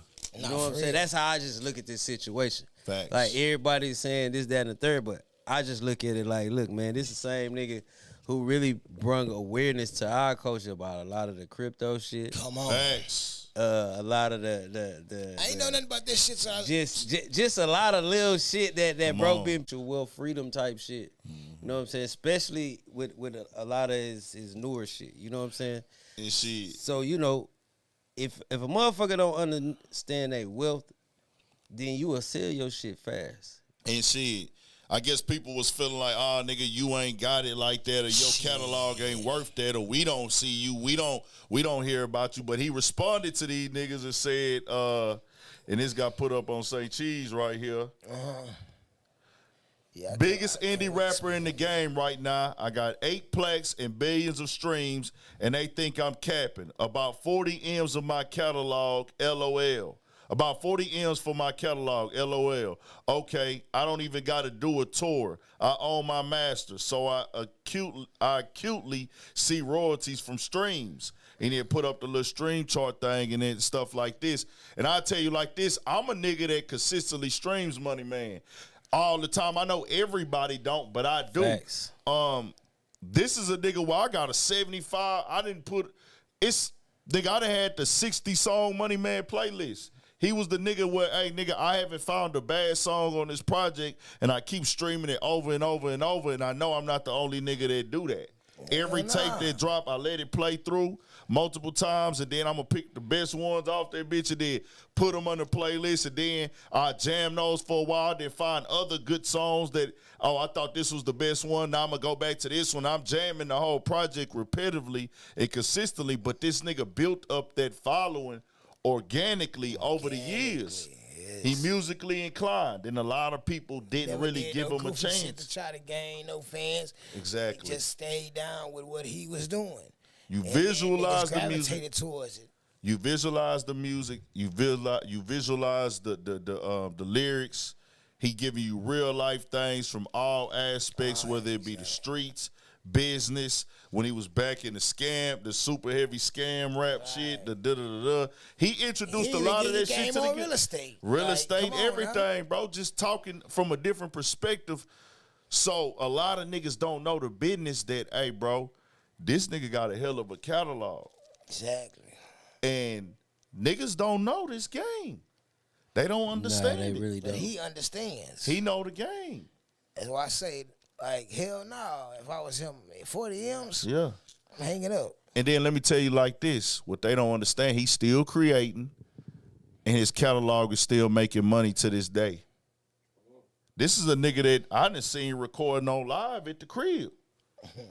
You know what I'm saying? Going the fuck off. Record, and some of them songs that I would see him recording, just clicking a button and then spitting on there, I would later hear them songs make a project. Nigga got plaques, bro. But because he not in the spotlight, he not all up in everybody's face, he ain't hanging out with every single rapper. They ain't understanding it. They ain't really getting it like that. He ain't trying to ride the wave. He doing him. Facts, bro. I'm a nigga that was, nigga, I remember listening to Money Man when Pook put me on him. I couldn't stop jamming the shit. I started trying to put everybody I fuck with on it. They was like, nah, man, this nigga sound too much like Future, dog. Hell they But you know what? Bro, a lot of people said that. I never felt. Bro. He don't, to me. It's just the nigga's tone of voice, bro. Exactly. It was his tone of voice. I never understood why niggas used to stop like sound like Future. But when you have a nigga like Designer for real, I'm talking about a nigga like Designer who really sounded like Future with that Panda shit. Like I thought that was Future. You see what I'm saying? Like nah. But I get why they were saying it. You know what I'm saying? It's kind of like that tone. Once you really listen, we call it that codeine. That codeine tone. Once you really go sit down and listen to a Money Man project, you would instantly know, okay, this nigga don't sound like Future.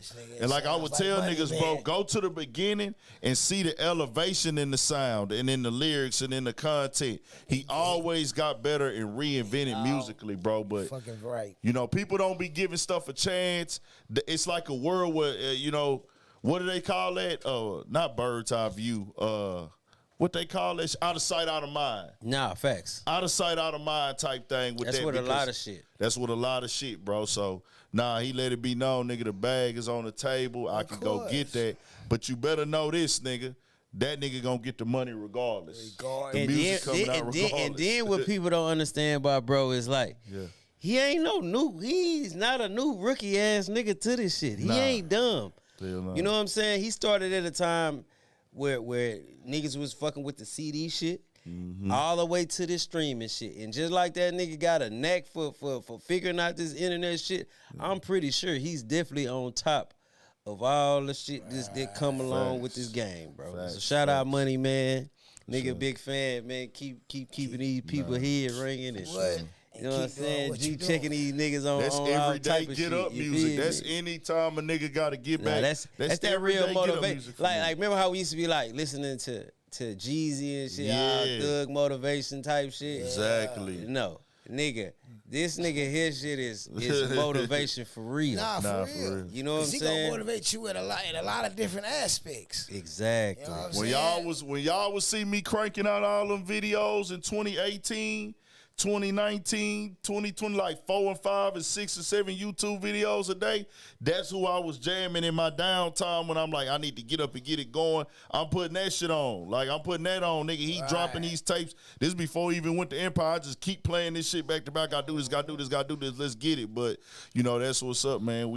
You know, shout out Money Man. He had to address that situation. Nah, I totally agree with him. Yeah. And I was talking to my little brother about it because he was like, nigga, he'll be a goddamn fool. I say, trust me, bro. Yeah. That man is much smarter than we think.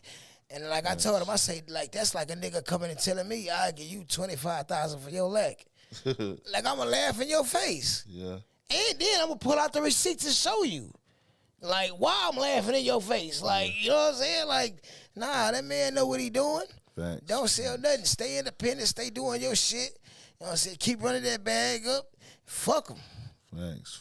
Fuck him. Real quickly, let's go through this real quick. YK Osiris and Fulio, bro. Well, hold on, what he got going on now? I thought he just got into it with the chick. The barber. They squashed that today. Matter of fact, it was all over the blogs. Okay. She was cutting his hair and shit, and they was both smiling. Come on, took now, a picture together. They good now. Man. But he had an issue because Fulio, if y'all know Fulio out of Jacksonville, Florida, and a lot of people don't know that whatchamacallit is from Jacksonville. YK Osiris. Nah, I didn't. He from Jacksonville, Florida also. So, you know, he done had a lot of problems online. But Fulio there was an interview that came up where NBA, the one that you was talking about Dredd. Dredd, the interview came up with Dredd, the security guard. That's the nigga, when I see you. That's yeah, that nigga's crazy. Yeah, so Fulio, that nigga crazy. So Fulio did Fulio was speaking on an interview with the bodyguard that got put all over the blogs. He was the bodyguard for Jeezy before, but he talked about an incident that went down when he was being a bodyguard for Youngboy, where Fulio pulled up to the hotel. And I remember that was viral on the internet back then when that happened a few years ago. Fulio pulled up to the hotel tripping and everything. So this interview got circulated everywhere. Fulio decides the other day to go live and tell everybody on live that YK Osiris gave him Youngboy room number at that time. Oh. Yeah, that nigga in room such and such. Yeah, that was I ain't gonna lie, bro. That right there, like, to expose some shit like that is dangerous. Oh, nah. Especially when niggas think you a powder puff type nigga. Yeah. You know what I'm saying? It's like I feel like I ain't saying lil' bro that. But I feel like that's how them niggas be trying to handle. That's bro. how they handle. You know him, what I'm saying? Like, Facts. cause he a light skinned nigga that sing and shit. You know what I'm saying? He They try to. goofy. You feel me? They be trying to play that little nigga. They try to manhandle little bro. It is what it is. Like, y'all see the same shit I be seeing. I hope that's not true. Yeah. But I said this when I heard it. I said if he gave you the room number, I'm pretty sure he probably didn't know that it was pressure. Couldn't have known. He probably didn't And niggas know. probably lied and be like, hey, man, yeah, I'm trying to woo-doo. Yeah. Dry conversation. Even when you hear Fulio say it, he kind of says, hey, man, you know, man, he got in the room number to my people. I doubt he knew it was any bullshit going on. I'm pretty sure he didn't give you the room number knowing that, hey, man, you finna go up there and try to start some shit with him. Like, he don't strike me as that guy, but YK Osiris' response was so fucking hilarious. We got to play a little clip of that motherfucker. I got to hear that. Overnight. Gave that room number knowing there was some bullshit going on. Osiris, hey, bro, Osiris sent one of my dogs the room numbers. He like, man, this the room, young boy. And I'm like, no, Osiris, what the bro? He said, the room number. He said, what my dog, the room number, and the look up there too, so we already know the look. So we hop on the elevator, we going up. As we going up, we trying to look for the room. We stop in front of the elevators. As them opening back up, it was the nigga OG33, and like two other niggas. They stopped, they didn't get out. So we walk into the room, we knock on that, boom, boom, boom. He ain't come out. So as three of them walking back down the hallway, they end up coming out. We get in an argument. That was in the video, y'all see the video. He like, man, what you on, man? Come here. So we getting in an argument. The security, like, and that security man who said he was off, but he was there. Like, he wasn't like trying to, I want to say he wasn't trying to do his job like that, but he was off. So bro went. So this is what YK Osiris had to say. He said, this is what he said. He says this. Feel myself every freaking time. I be chilling, drinking my margarita, and nigga wanna come up here. So lame, bro. I gotta get on here and defend myself every freaking time. I be chilling, drinking my margarita, and nigga wanna come up here and cap and get clickbaits. Man, leave me the fuck out of that, nigga. You know damn well I ain't got nothing to do with that. Stand on your own. You a man, bro. Stand on your own. I'm not with none of that, bro. They ain't no real nigga shit. Why the hell you even talking like that on the internet? Like, nigga, like, what you got going on? Like, what you smoking, dope? Like, nigga, like, get on, bro. Like, get me out of that situation, bro. I don't get in niggas' beefs. I never have beef with niggas. I don't beef. Stand in your own lane, bro, and relax. Like, get me out of that shit, bro. You got people DMing me and talking to me like nigga, I don't do none of that. I don't involve myself with that shit, nigga. Like, come on, bro. You so lame, bro. Dog, that nigga was so goddamn serious. It was just fucking entertaining. But I felt him though, bro. Like, just like, nigga. That shit dead. It's old wood. It's dead. It's old. And then y'all ain't beefing for real. It ain't even that big of a deal. It's all about what young nigga energy do niggas want to be on. That nigga not beefing. Come on, Fulio. You ain't had to throw that out there, bro. And the nigga that was a nigga that met sucker move. Fulio before, bro. And he But be that on still YouTube. was a sucker move, though. Yeah, he be on YouTube. I'm pretty sure he done seen me on here. I ain't gonna say, you know what I'm saying? If it seemed to me, this how it come off. It just come off like lil' bro was really just, he was just talking about the shit because the shit, it kind of went up when Dredd was talking about it. Yeah, Right. for sure. You know what I'm saying? So it's like he was just really explaining. It wasn't like he was trying to, you know what I'm saying, cause like a problem in a rift for real. You know what I'm saying? It just sometimes these conversations that happen on the internet during interviews will spark up other shit. Facts. You know what I'm saying? And we living in a time where every nigga gotta explain theyself. You know what I'm saying? Which is crazy. I mean, certain shit I just feel like, nigga, you ain't gotta explain that shit to no nigga. You know what I'm saying? Like, you really don't. You know what I'm saying? But nah, for real. Like, but these niggas take it upon themselves. You know what I'm saying? Especially if this person's narrative kind of make you seem like you a hoe or something. Yeah. Then a nigga, you know what I mean? Not saying that's what happened with this. Just saying like that's what it really be about. Especially with these young niggas. You know what I'm saying? Shit, sure. All about proving the point. Yeah, No, I just be like, bro, let's get all the like drill, op, beef stories off the internet.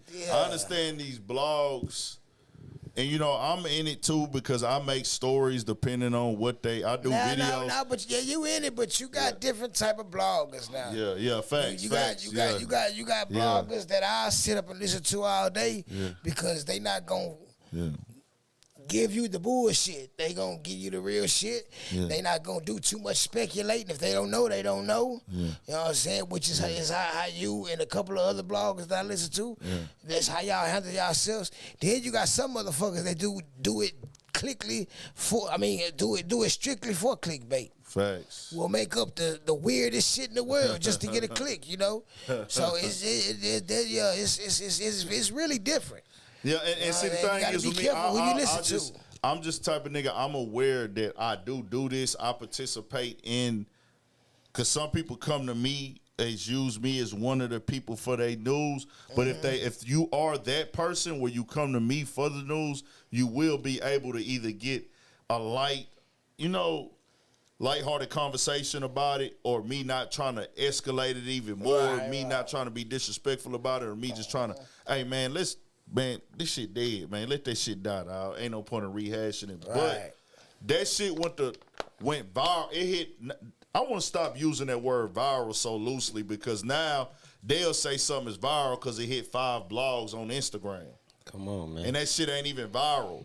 Nah, it's one thing facts. that niggas call, well, he was going viral. No, he was not, nigga. He made a few blogs, and really, the blogs just being copycats are what's making shit go viral. You got niggas that's running blogs that don't watch sports at all, don't give a fuck about sports, ain't never watched a football game, but they posting shit on their blog about sports. That shit is fucking insane. And nigga, if you notice, even when we be talking about sports, well, I ain't gonna say we. Yeah. But when my nigga be talking about sports, I be saying, nigga, you know, I don't say not a goddamn word. Yeah. You know what I'm saying? And that's so simple. Yeah. That is so simple, nigga. If you don't know nothing about it, if I don't know about it, don't I'm not speak gonna up on that it. shit. You know what I'm saying? Like, or if you're not familiar, rather. You know what I'm saying? Because we in a space where niggas speak on certain topics or whatever, but if you just really not familiar with that shit, that's why a lot of the times, nigga, I really don't. You know what I mean? I won't say shit about the shit. You know what I'm saying? So, moving on. Yeah, they'll settle that and figure that out how they figure. They say it's all good. Fulio hit him and was like, hey, man, you know what I'm saying? Fulio's a nigga that played the blog game himself. You know what I'm saying? He does do that over the years. We ain't going to play naive to it. That's what that nigga do at times and everything. So he played a little blog shit and whip shit up so he could get the little. Hey, man, it is what it is. I naturally, you know what I'm saying? Shout out Fulio, though. I fuck with little Fulio. You know what I'm saying? Met, bro, like, that's why I'm like, bro, it's like, I don't want a motherfucker feel like, oh, man, you don't know. But I feel like, nigga, this other nigga was talking about it. Yeah. So he just wanted to elaborate, like, hold on, nigga, look. this what really went on for real. It wasn't like, you know what I mean? Yeah. Yeah, so we had a little bit of pressure, man. Halle Berry had to come out of retirement and let boys know where she stand on things, man. With Drake. With the Six God, man. Drake dropped a new song this past week, and it was this past weekend, Slime You Out featuring SZA, and we had just listened to that right before you came. You know, I don't know how people feel about the song, but you know, to each his own. So what you just real quick, honest opinion. Yeah. Who had the better verse? SZA. Right. That's gonna sound like hate. Because of the fact, it's gonna sound like your opinion. No. This the thing. Because a nigga has spoke on Drake music as of late on here before, so people are gonna be like, "Oh, ain't you just going at Drake?" Nah, we just listened to that shit. We just listened. Drake, that Wire bar, the I'm with the wire like Idris and shit like that, and his flow, that little fast part that she had on there, she was going up on there, bro, for sure. I said, all right, man, this is going crazy. It's like, you know, she doing her little thing. It was a cool little song. It's supposed to be for all the dogs. But Drake used the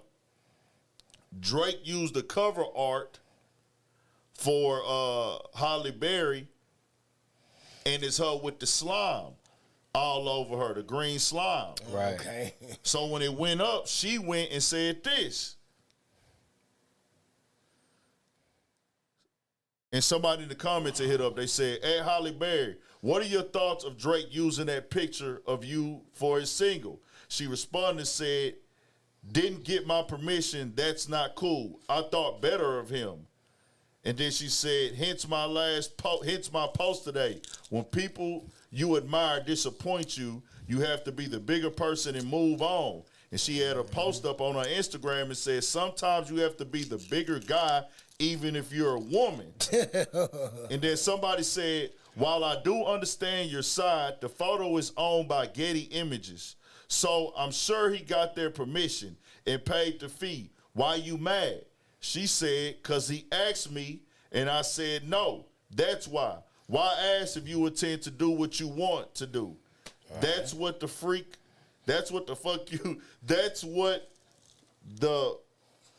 you to me.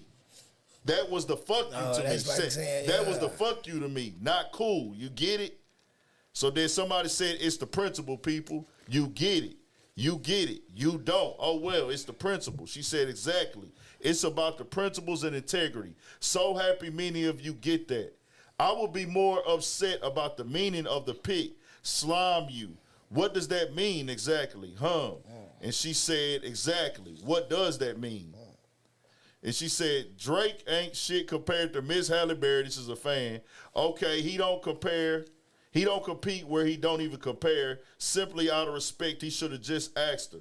She said he did have his people call my people, and they called and I said no. I didn't like the image of slime all over my face in association with his song, and he chose to do it anyway. If you see, that is disrespect, not cool. Nah, definitely. And then somebody asked her, somebody said, take him to court. She said, I'm not interested in suing my people. I just wish these men out here would give women the respect we deserve. So she on Drake right now. We don't see Halle Berry speak too much. Last time I seen Halle Berry make the blogs, bro, was when her and Lisa Ray had a little thing.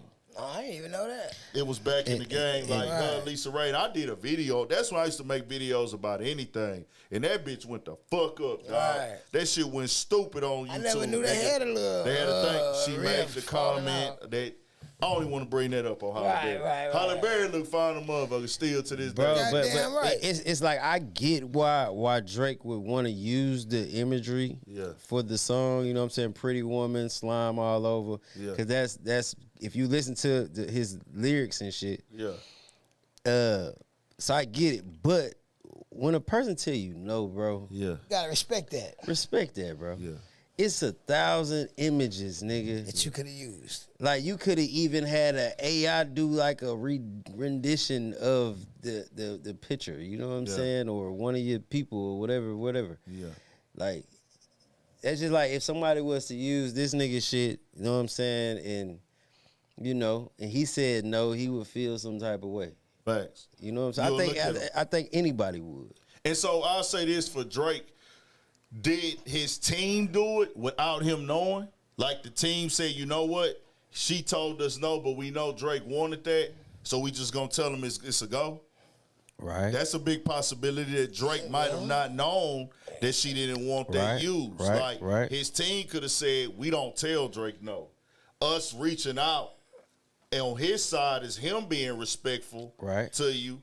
But we don't go back and tell Drake no on nothing. Like, I just hope Lil Bro on and you know what I'm saying? Just nigga, at least holler at her, you know what I'm saying? He will. I think he will. Because I mean, come on, bro. She a legendary figure, bro. Legend, and then one thing that I feel that should be highlighted, nigga, when she said, "What, nigga? I don't believe in suing my people." Yeah, I'm not trying to sue nobody. You feel me? Like she just want the respect. Just want the That'd respect. be priceless to some people. Nah, Holly Berry, I think she might be vegan or something, bro, because she looking good, like slim. She always looks. And she always been cold. She needs to go, you know what I mean? Goddamn me. No disrespect, Holly Berry. I know you just said about niggas not disrespecting your women. We definitely not. We definitely not. We compliment. I know she had been a 50, damn near 60. Man, listen. Look like she. Nah, no way Holly Berry 60. I'm finna look that up, she had been at least 50. Hold on. Got to be. Man, close. Nigga don't give a damn how old she is, nigga. That's one of the coldest ones from my childhood coming up, man. That's what I'm saying. Like, and I'm 39. Damn, 57. Come on, man. Come on. Don't even look at nigga. Look how I know some females that look 20, that's 27, that look like they 77. No, you understand? God. Hey, look, when I passed through the whoop the other day, man, I seen two motherfuckers walking, man. And I swear to God, they was just down bad. And I could tell they young. I know exactly what you're talking about. Yeah. I could tell they young, but I'm like, yeah, these streets whooping y'all ass, man. They look crazy, bro. I was talking, I looked, and nigga, I must told y'all, like, man, that is crazy. Look how this shit looks. I know exactly what you're talking about. She like, yeah, them drugs. One bright and one dark. Yeah. One had the red, the long, Bro, that shit look crazy as hell, man. Like, that's just beauty. That's just beauty, bro. Hold like, on, y'all. I was looking for some pics to show y'all. I know exactly what you're talking about. This how Holly waking up with no makeup. Come on, man. Come on, man. Come on, now. That's how she come with no makeup. That black don't crack, right there. Stay right there. Beautiful. Look at that, man. Come on, man. Yes, sir. It went off now. Beautiful. For the viewers. Look at this shit. Look. I'm talking about that's how you wait. Come on, okay, bro. Holly. God. Don't play with Holly Berry, man. Nah, 57 looking like that. Don't play, man. That's a blessing. You gotta get it off of the light. Get it off of the light. Come on now, Helen. That's how you tilted that. I don't know how you just tilted that other. Helen out here shitting on a bunch of young females. 57? Nah, it went off now, bro. It went off. Cause you gotta think, bro. We been watching Halle movies since we was fucking little kids. Since we was little bitty kids. And I'm 39. Hold on. Let me switch. Hey, that's crazy you said that though, Pookie, because I know exactly who you talking about. Man, when I seen him, I was just like, man, it's sad, but it's true, bro. Man, listen, I was just like, man, what is wrong with these people? One of them 30, and I think the other 26.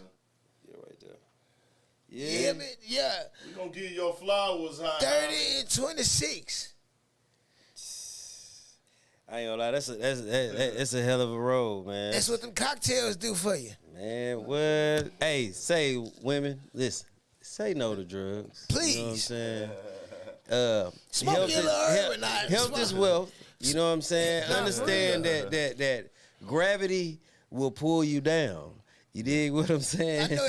When you said it, I knew exactly. Cause that sagging shit is just horrible. It's just, I mean, it's a sad story. Yeah. You know. So, Now shout out Halle Berry. The song, the Drake song. What'd you think about it overall? I gotta listen to it. I mean, it's cool for what it is. Yeah. I feel like bro could have went a little harder. Yeah. You know what I'm saying? Cause Drake a slick nigga with the words, especially when it come to speaking about women. Fact. So I feel like he could have just gave me a little bit more on the. You feel me? Yeah. I'm gonna have to listen to SZA. She did her thing on it. It feels like it's really a SZA song and he just featuring on it. Then she one of the females I always felt like never got enough credit. She definitely always sell though. Yeah. It's like we don't talk about SZA a lot in the media.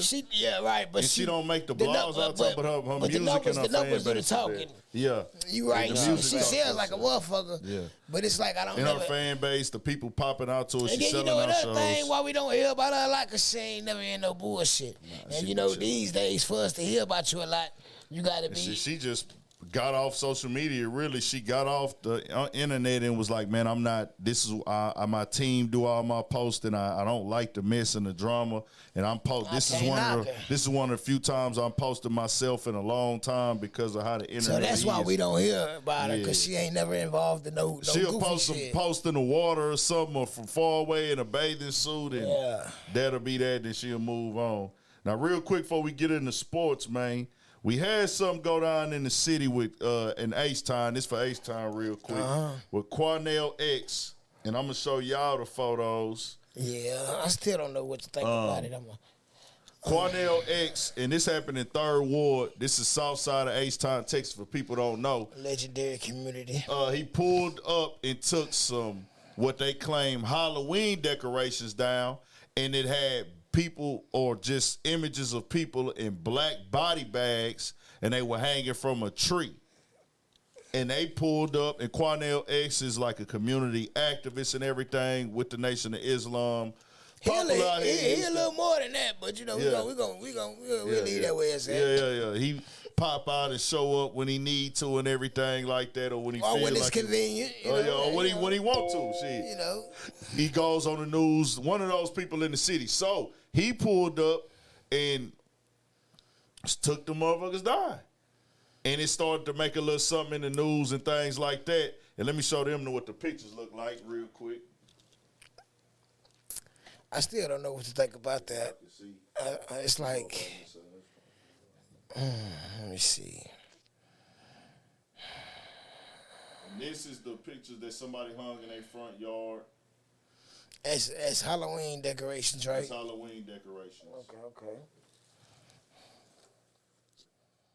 Black body bags with rope tied around them, hanging from the tree in their front yard. Bro, but the people are fucking, they hanging them by their feet. Yeah, they hanging them by their feet.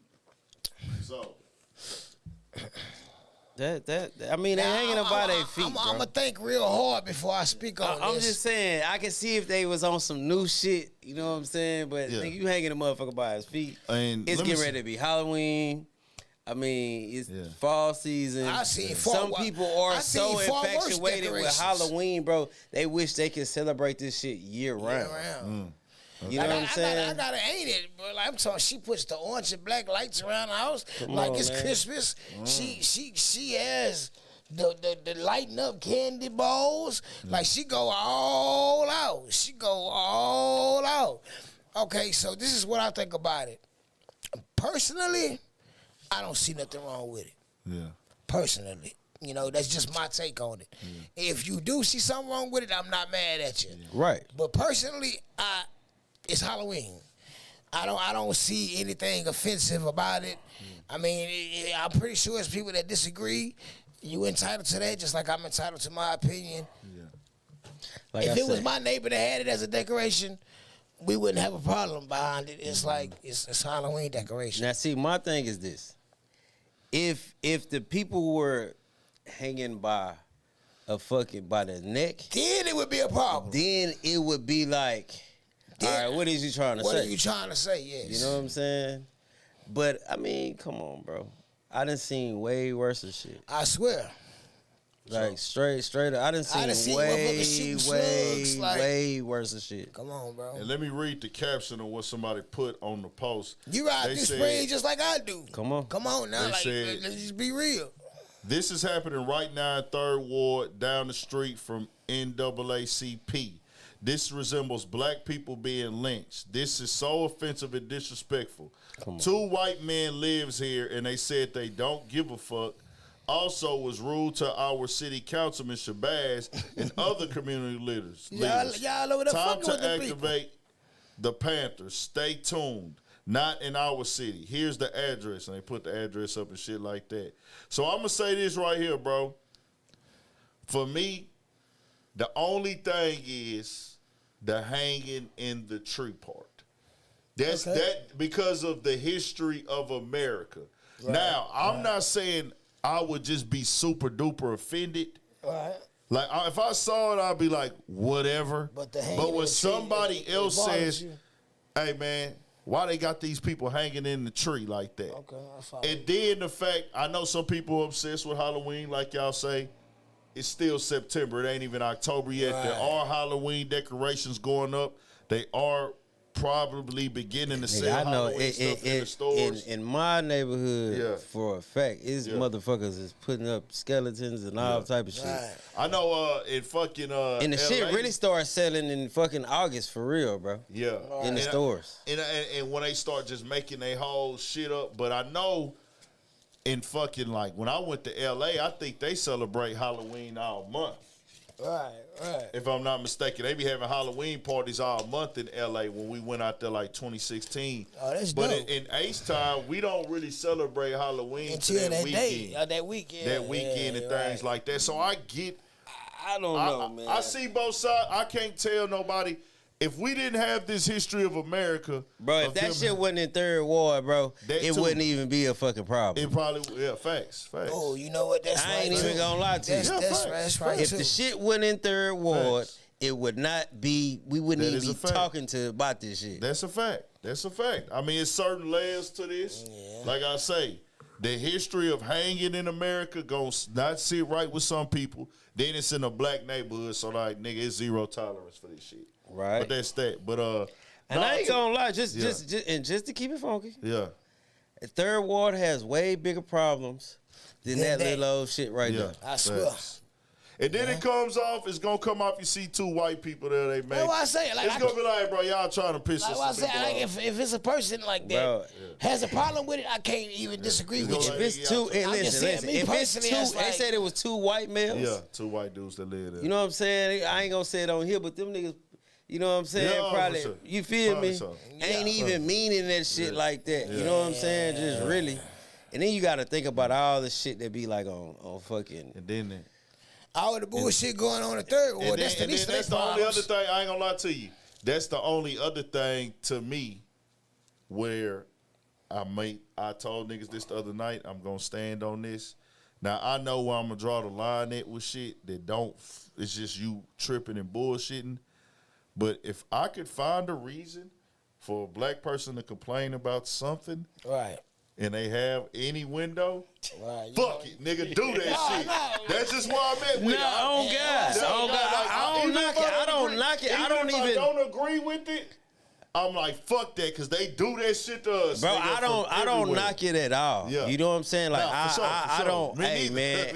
You know what I'm saying? If y'all feel like y'all don't want to see that shit, you don't want to see that shit. That's what I say. You feel me? I can't but it's just like, some motherfucking shit, just in my opinion, it's just like, nigga, man, fuck them folks. Hey, y'all motherfuckers just really reassured and re-cemented my feelings with that Jamie Foxx shit earlier this year and that Neo shit.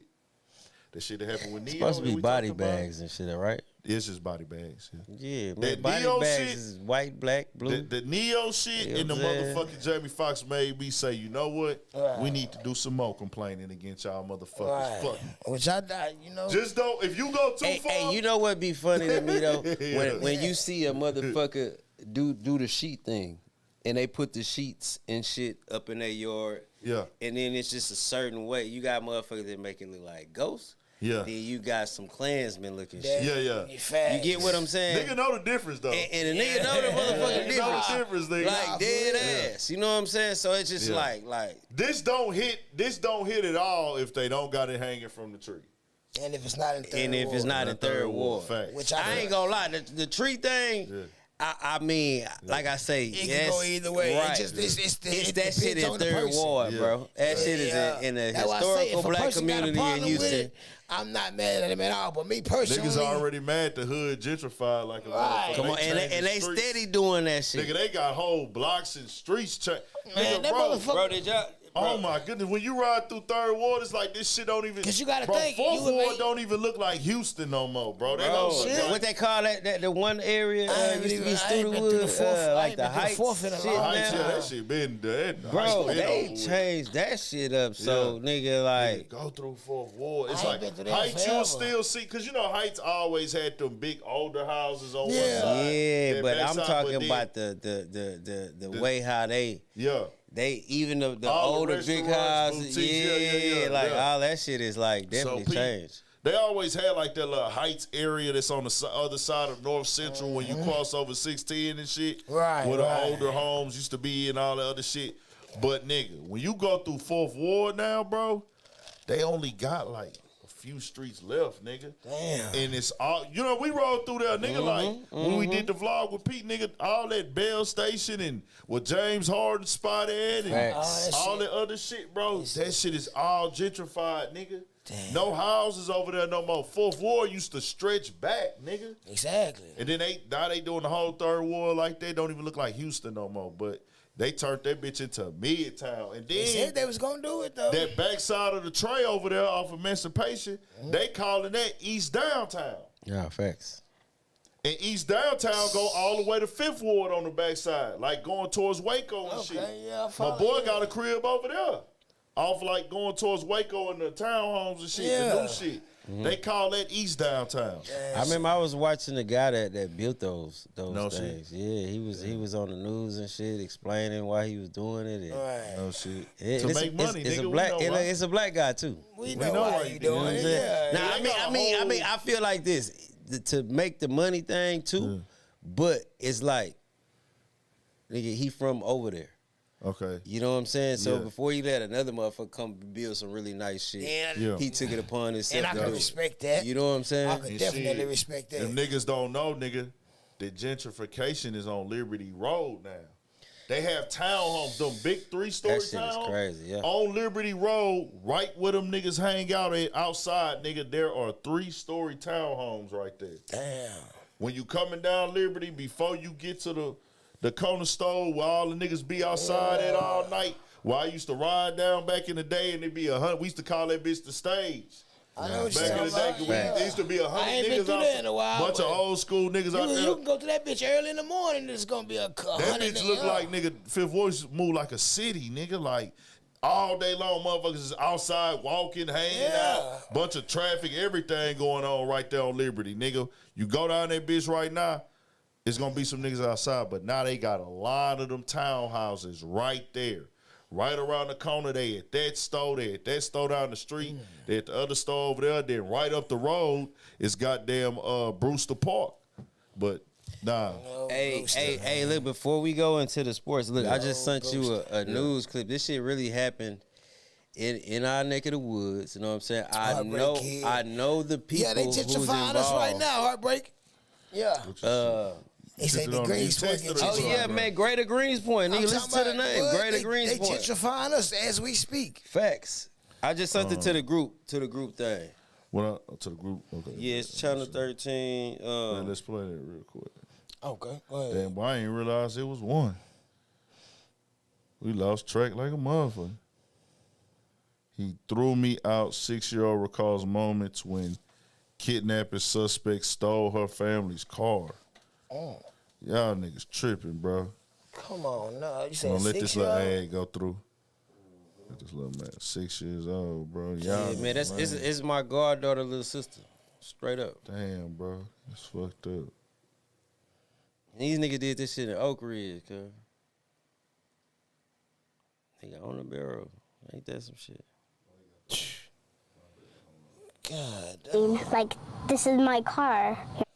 Only on 13, a 6-year-old girl is telling her traumatic story of being kidnapped in a carjacking last night in North Houston. ABC 13's Jessica Willies spoke with that little girl and her family. She's live with their story tonight, Jessica.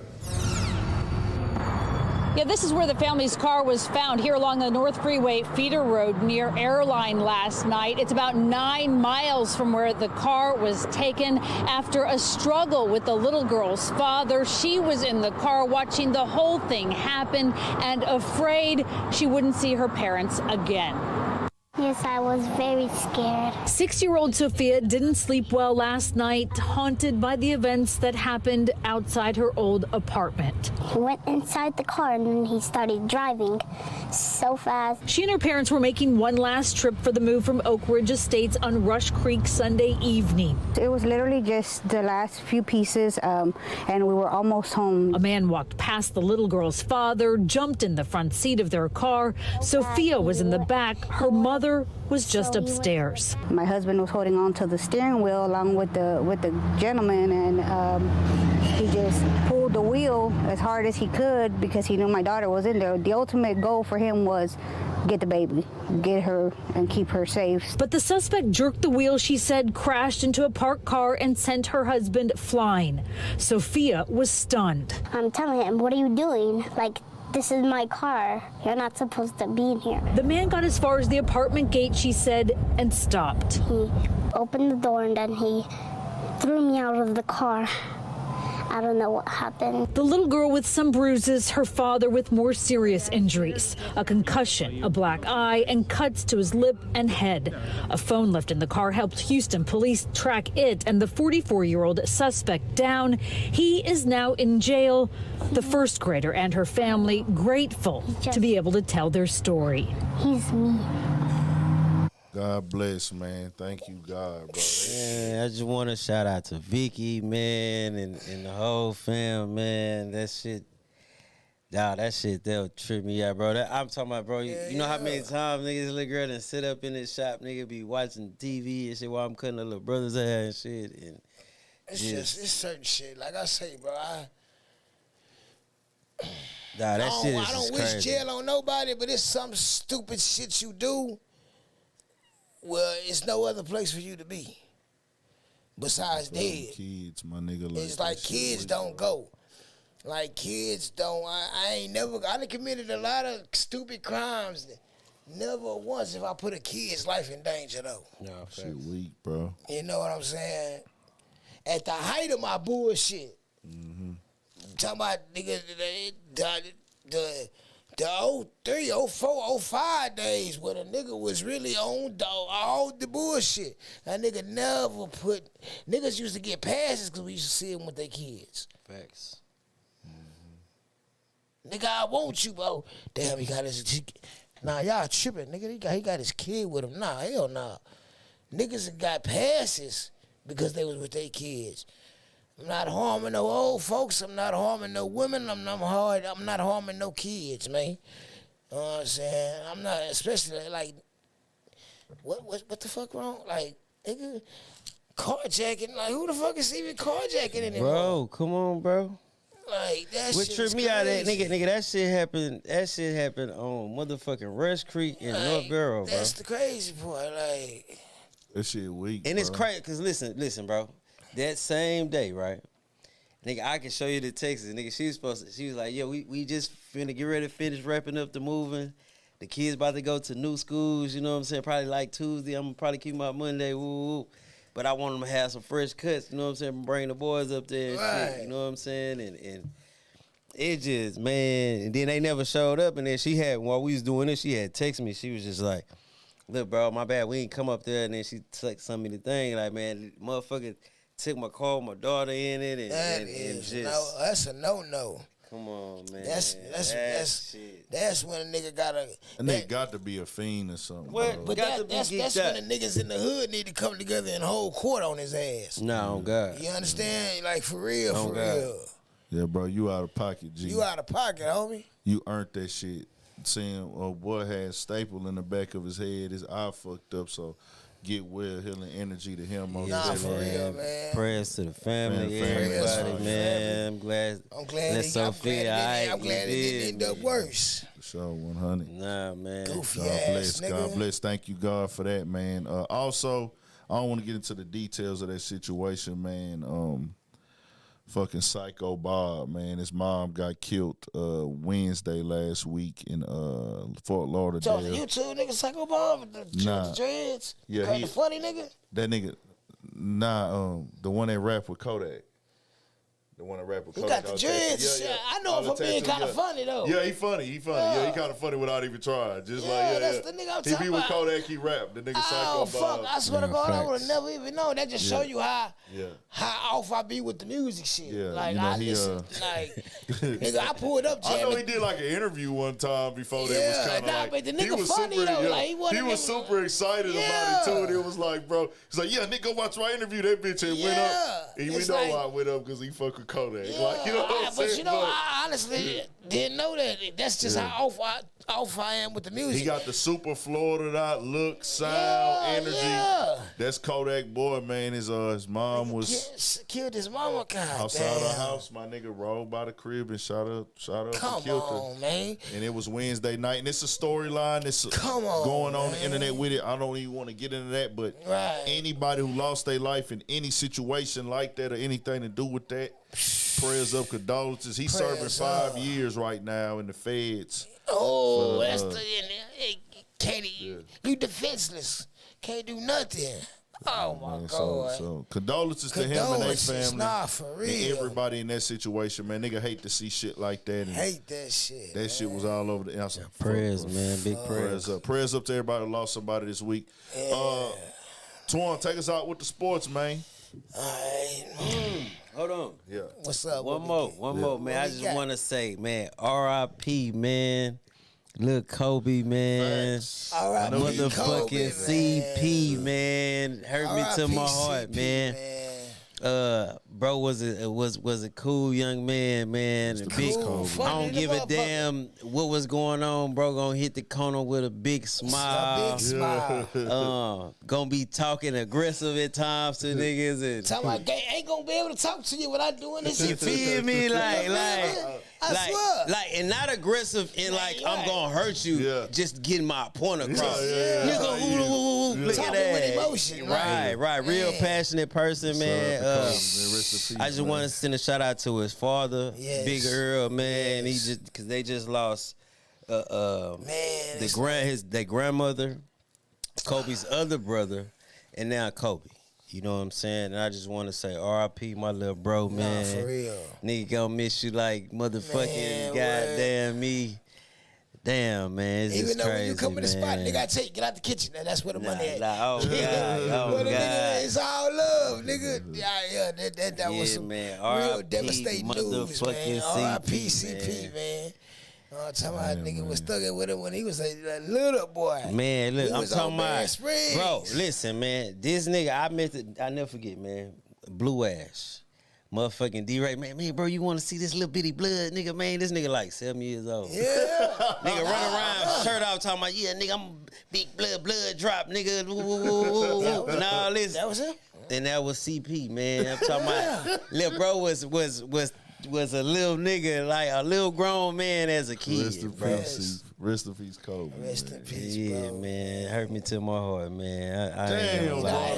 It's some of them deaths that them niggas say roots. And you know he created roots. Yeah, you feel me? So, yeah, man. Oh, man, y'all, you know what I'm saying? Roots of royalty, man. Man, my little nigga, he got a mixtape out, man. Story to tell, I gotta go check. Make sure I get it's on iTunes, man. Every time I post it, man, I post one of the songs that he made on there and shit. Got you. I gotta put that up. Talented motherfucker too, man. Yeah, man. Rest in peace, Kobe, man. I last time I seen him was Chubb music thing, man, and I never. You know, it's just like, damn, this the world we live in. You never know. What I'm saying? Never know. Yeah, I just remember like. I came across some more in the old studio, just sitting there getting cuts, and we in this whole talking. You know, I'm gonna get a cut and pilot sit around and politic. Yeah, that's one thing I did miss about the old spot, bro. Before we do the sports, that it was like you come through there. It's like what you come through there. It was like, let's sit down. Let's chill. Facts. Nigga finna walk to the store. Yeah. Unless I had somewhere to go, it's like I'm finna chill. Facts. Yeah. I'm gonna hit the store. Fuck it, I'm gonna go by the mall real quick. You know what I'm saying? Maybe come back through this hole, see what's what. And it was crazy, bro, because at that point in time, it's like, it really felt like the only places I would be going would be like the crib, studio, and then fucking like the mall maybe. Just Bro, just imagine, nigga, bro, I spent so much time there, nigga. Nah, facts. I'm talking about so much time from building that bitch to fucking cutting hair. Facts. Nigga to just, nigga spent nights in that bitch. You know what I'm saying? Like all type of shit. You feel We me? had the annual we had the 420 jig. Come on, man. Like all type of shit. All kind of memories. We did a B-Day podcast. Facts, nigga. Motherfucking, we did the celebration when I got the probation. Nah, we did everything in that bitch, nigga. Yeah, man. And it was like, really, what was so live about it, before the whole shit, like we was secluded. Exactly. Come on, we didn't man. have nothing really to worry about, bro. It was like, wasn't nobody really in the mix. It wasn't that many people there. Right. Niggas knew everybody that was there. Facts. Or knew about everybody was there. So niggas knew what was what. Niggas knew everything. That bitch was like family shit. Yeah. For real, bro. Like a nigga. little apartment complex. You feel me? For real. I do miss that part of it, bro. I never fucked the situation, but it was just like, you know, everything else was like, damn. It was like it was really like niggas' own little block. Nah, facts. It was like niggas had their own little section, nigga. Like, and one of these days, Get your beat made. You know what I'm saying? Nah, facts. Nigga, you record. Nigga, you can do a lot of shit in that motherfucker. Facts. But one of these days, man, I'm gonna sit down and I'm gonna break down the situation. Yeah. You know what I'm saying? After everything's said and done, you know what I'm saying? And cause y'all don't understand, man. That was like some shit a nigga did, like nigga, we wouldn't even be doing this podcast if it wasn't for niggas going over there. Nah, for to real. that spot. You know what I'm saying? There was a lot that went into that before, after, just decisions being made. Like, we gotta break that whole shit. Just the process of you moving over there, the pandemic hitting us, like really and setting up that first table, going to Target. Like, bro, it's a whole fucking It's a whole story, nigga. It's a whole fucking storyline. I'm talking about from Twan coming in, nigga, on one joint, it was like, man, I fuck with this. I fuck with it. Like, oh God, man, that shit is crazy. For those y'all that don't know, I was really just in the building at the time they was shooting one and jumped on it, and it was like, man, I like this shit. Like, facts. Yeah, I mind if I jump down and you know what I'm saying?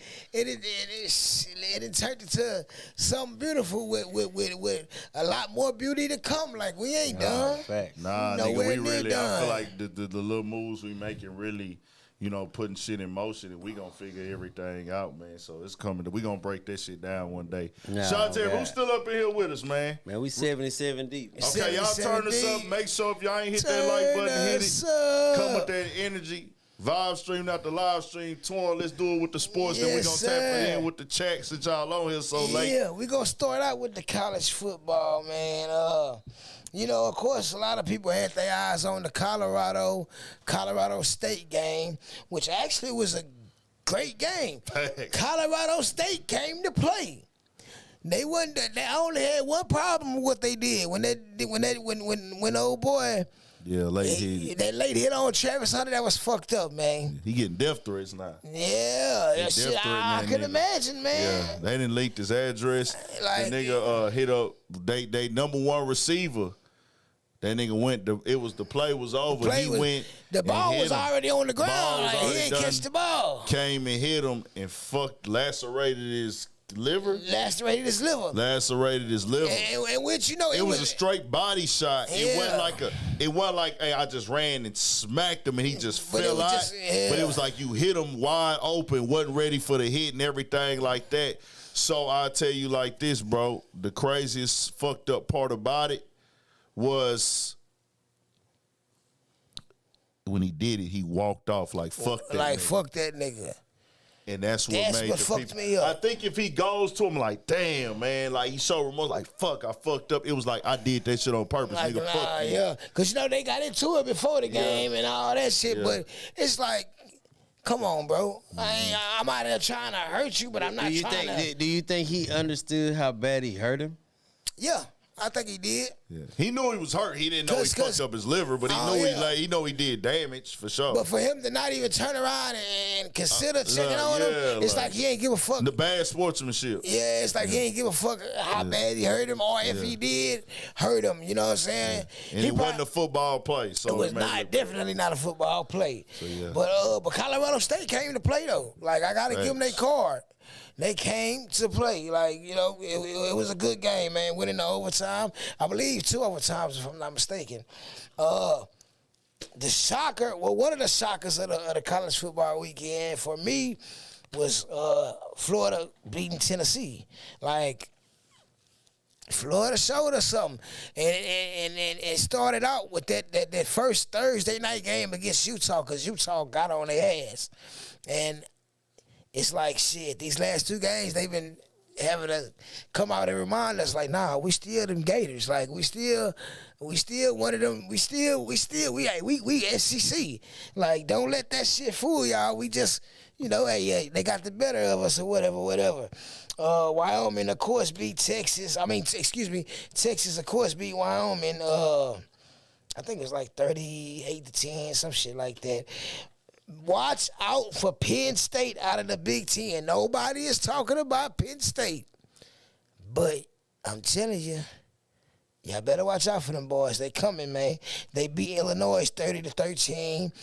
Number 4, the number 4 ranked team in the country, Florida State, struggled massively with Boston College. Me and Ron watched that whole game. I was like, we looking at each other like, we know Florida State is not bad. Are they having an off day, or is it because this is a conference rival? Like, what's going on? But Boston College came to play. They came to play, man. They was a couple of mistakes away from winning their game. So we're going to see what the rankings do and see if they keep Florida State at number 4. I honestly feel like they should be dropped at least a spot, because Boston College is really not a very good football team. Like, I'm just be real. LSU, they've been bouncing back the last 2 weeks after that whooping Florida State put on them opening weekend. They beat Mississippi State 41-14. Utah still looking good. They beat Weber State 31-7. Notre Dame is looking good. We got to start keeping out. We got to start putting our eyes on Notre Dame. Oregon State, nobody's talking about them. The quarterback from Clemson, it's hard to pronounce his name. He transferred to Oregon State. He got them boys looking good, man. Now, this was the shocker for me. Alabama, 17, South Florida, 3. It's a shocker because Alabama was really supposed to win like 50-3. Like, South Florida, like, no disrespect to any of the South Florida fans, but y'all know y'all ain't got nothing. Ain't no reason that y'all was, supposed to fucking lost only by 14 to Alabama. Now, but see, Alabama is having a big controversy at the quarterback position. They got 3 quarterbacks and they all fucking up. So, it's like, shit, how do we handle this? But me being a fan I am and knowing what I know about Coach Saban, I don't think Alabama has nothing to worry about, You're right, Kimo Savi. We're going to find out about, but see, this the thing, though. Travis Hunter's not going to be playing when they play Oregon. But we still going to find out a lot about Colorado next week. And Oregon ain't no pushover. Bo Nix is the truth. They have a defense over there. Well, before you continue, bro, we got to be for real. I know niggas is not that Kimo Savi saying nothing negative. We got to be honest with ourselves. They won 3 games already. That's more than they won last year. You understand? So if you want to be technical, the season is already a success. The season's already a success. I got them down as winning. I got them down as winning like 10. 10. I feel like they only gonna lose to Oregon and USC. Okay. You know what I'm saying? That was even with Travis, being active. Yeah, sure. I only felt like they was only going to lose to USC in Florida. Yeah. But man, that was some bullshit, man. I hate that it happened. Travis Hunter gonna be out about 3 to 4 weeks. Now, you're right. Oregon is the truth, man. Oregon is the truth. My boys, the Sooners, we kicked Tulsa in their ass 66-17. So I like how they keep disrespecting us. I think they got Texas in the top 4 now. I like that because October 7th, we coming to get that. Yeah, I think I'm going to go to the State Fair just to go to the game. You know what I'm saying? South Carolina and number 1 Georgia had a battle.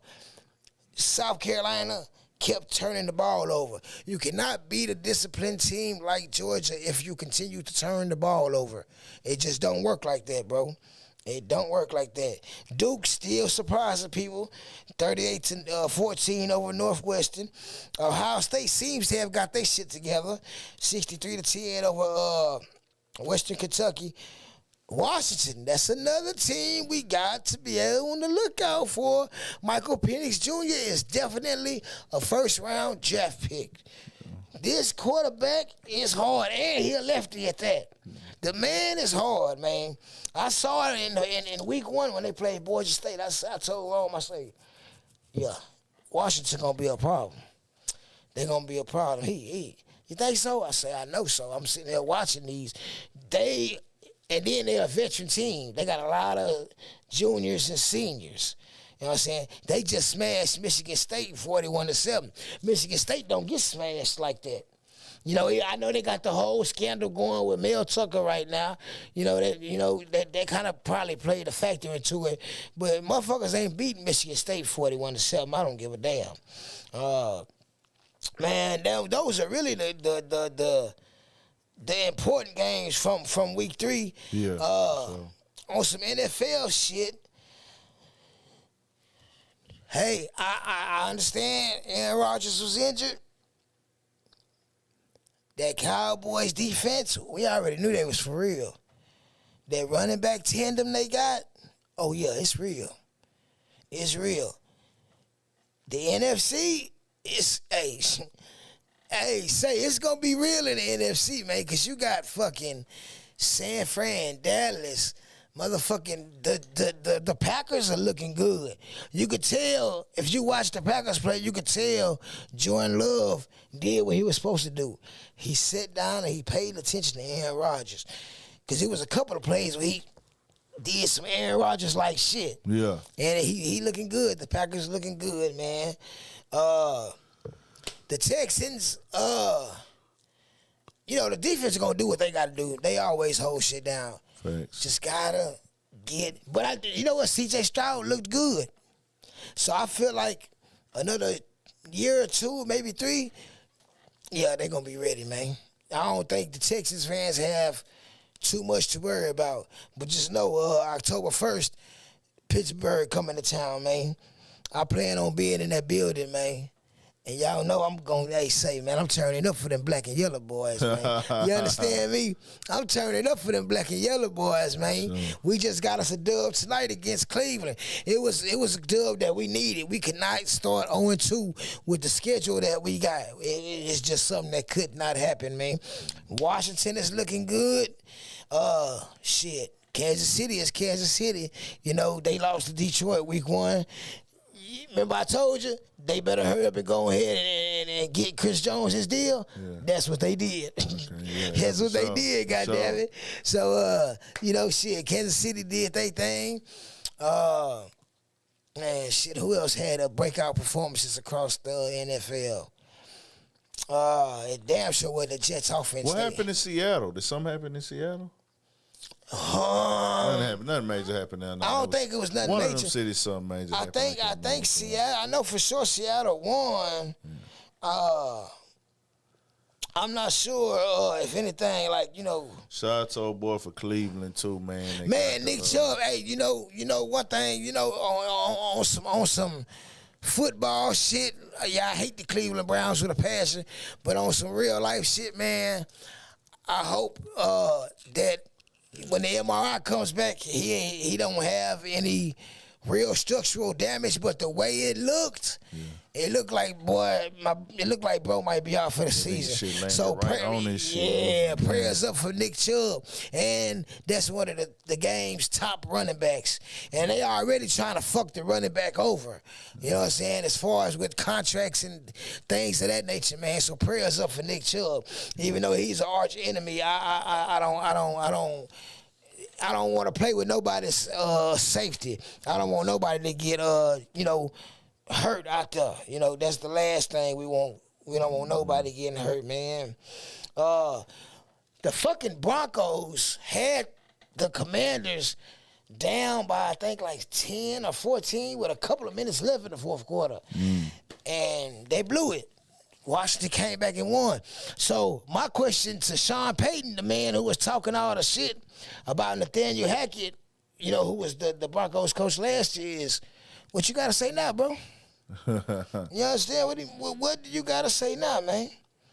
The Rams and the Niners had a good game. The Niners pulled it out, 30-23. The Titans and the Chargers, great game. Titans 27-24. The Raiders got destroyed by Buffalo, which I don't understand because the Raiders really got a great roster. It's just sometimes it comes down to coaching, bro. Thanks. Like the Raiders got a good on paper. They look good.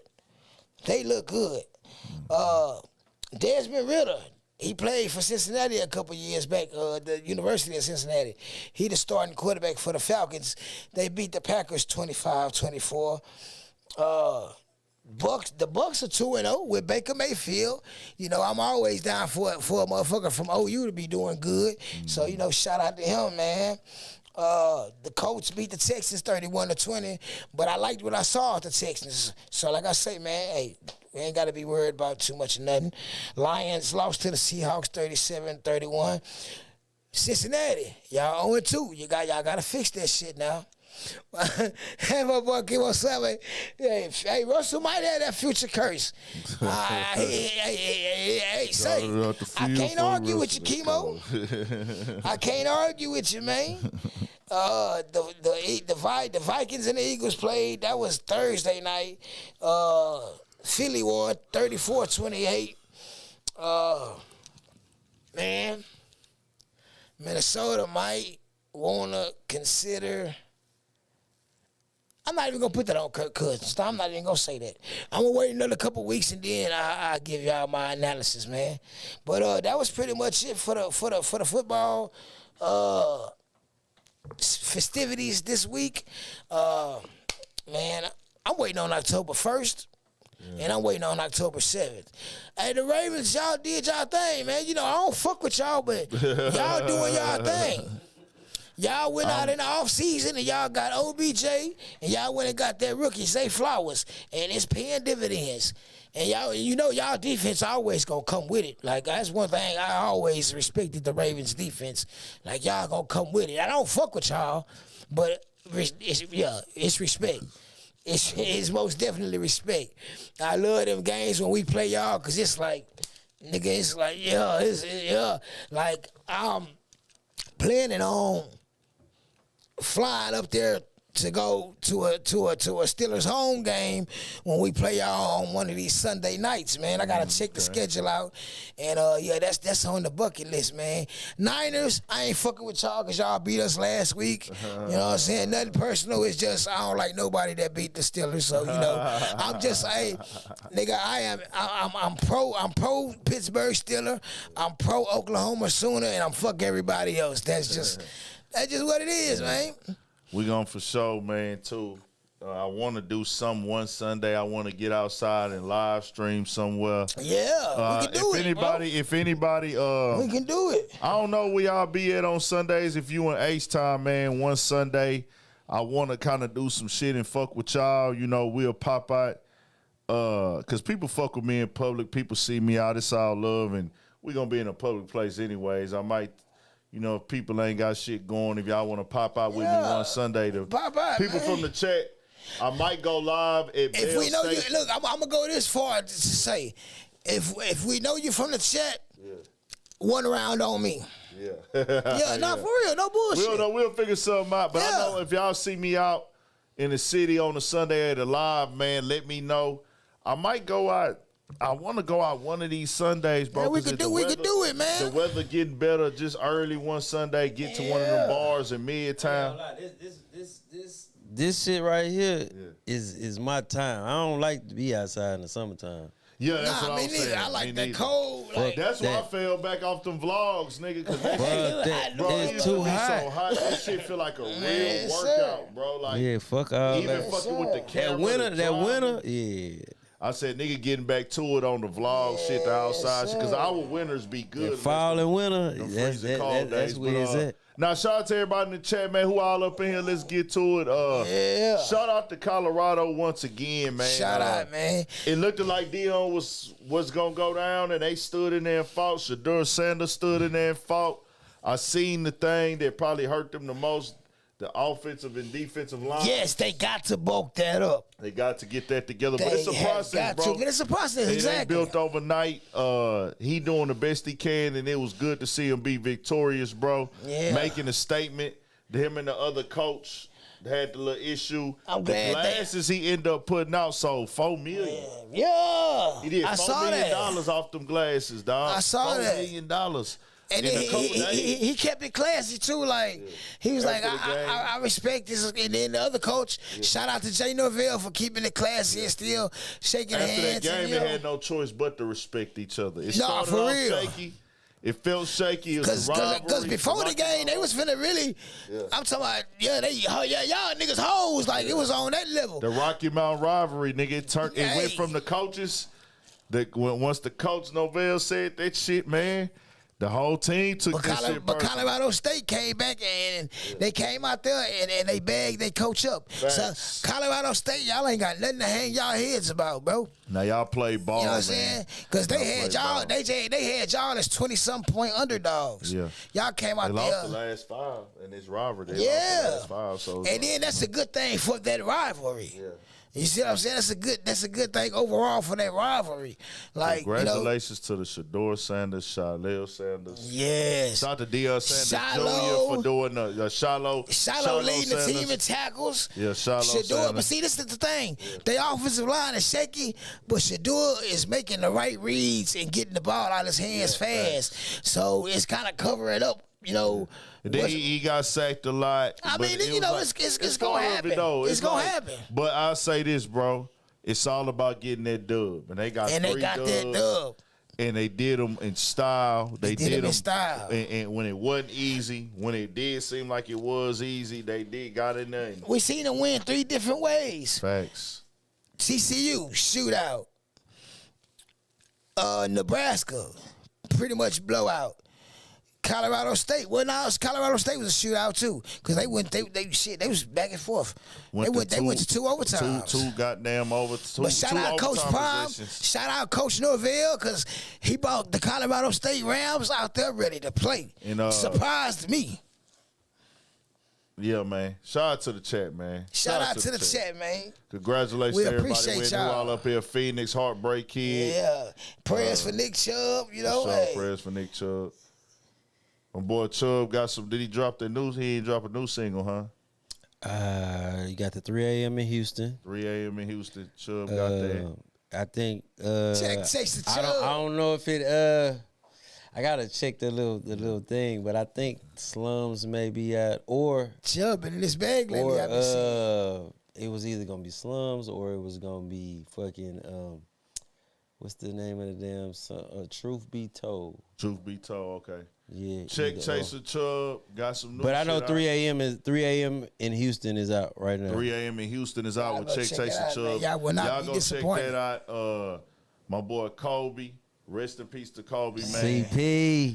You know what I'm saying? Rest in peace. God bless his soul, Damn, man, that shit crazy. That shit just crazy hearing it, dog. Nah, facts, man. What else we got? We got fucking. It was some other shit that then came out. I just don't know what's. It's so much shit that's just always happening. There's talking points in rap and hip hop at this point in the game of where we are that people be concerned with, dialoguing about what's going on with rap, hip hop, media personalities, figures. It just one of those things where people love it. They want to hear about it. They want to hear from me. They want to hear from any other YouTubers. They want to hear from different perspectives. They want to hear from upcoming YouTubers. They want to hear from mainstream YouTubers. Fans overlap. Supporters overlap.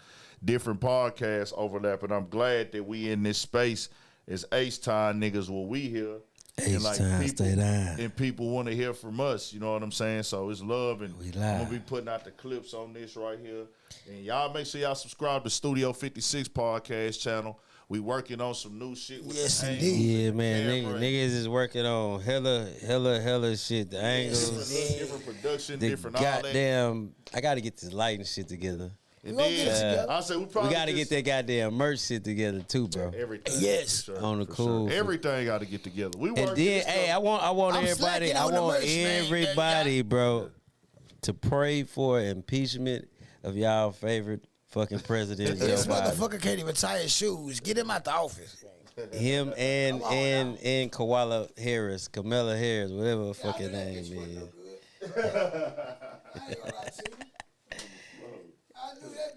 Yes, sir, man. Love you people like you supposed to love Jesus, man. Y'all hold it down, man. Everybody stay blessed out there, man.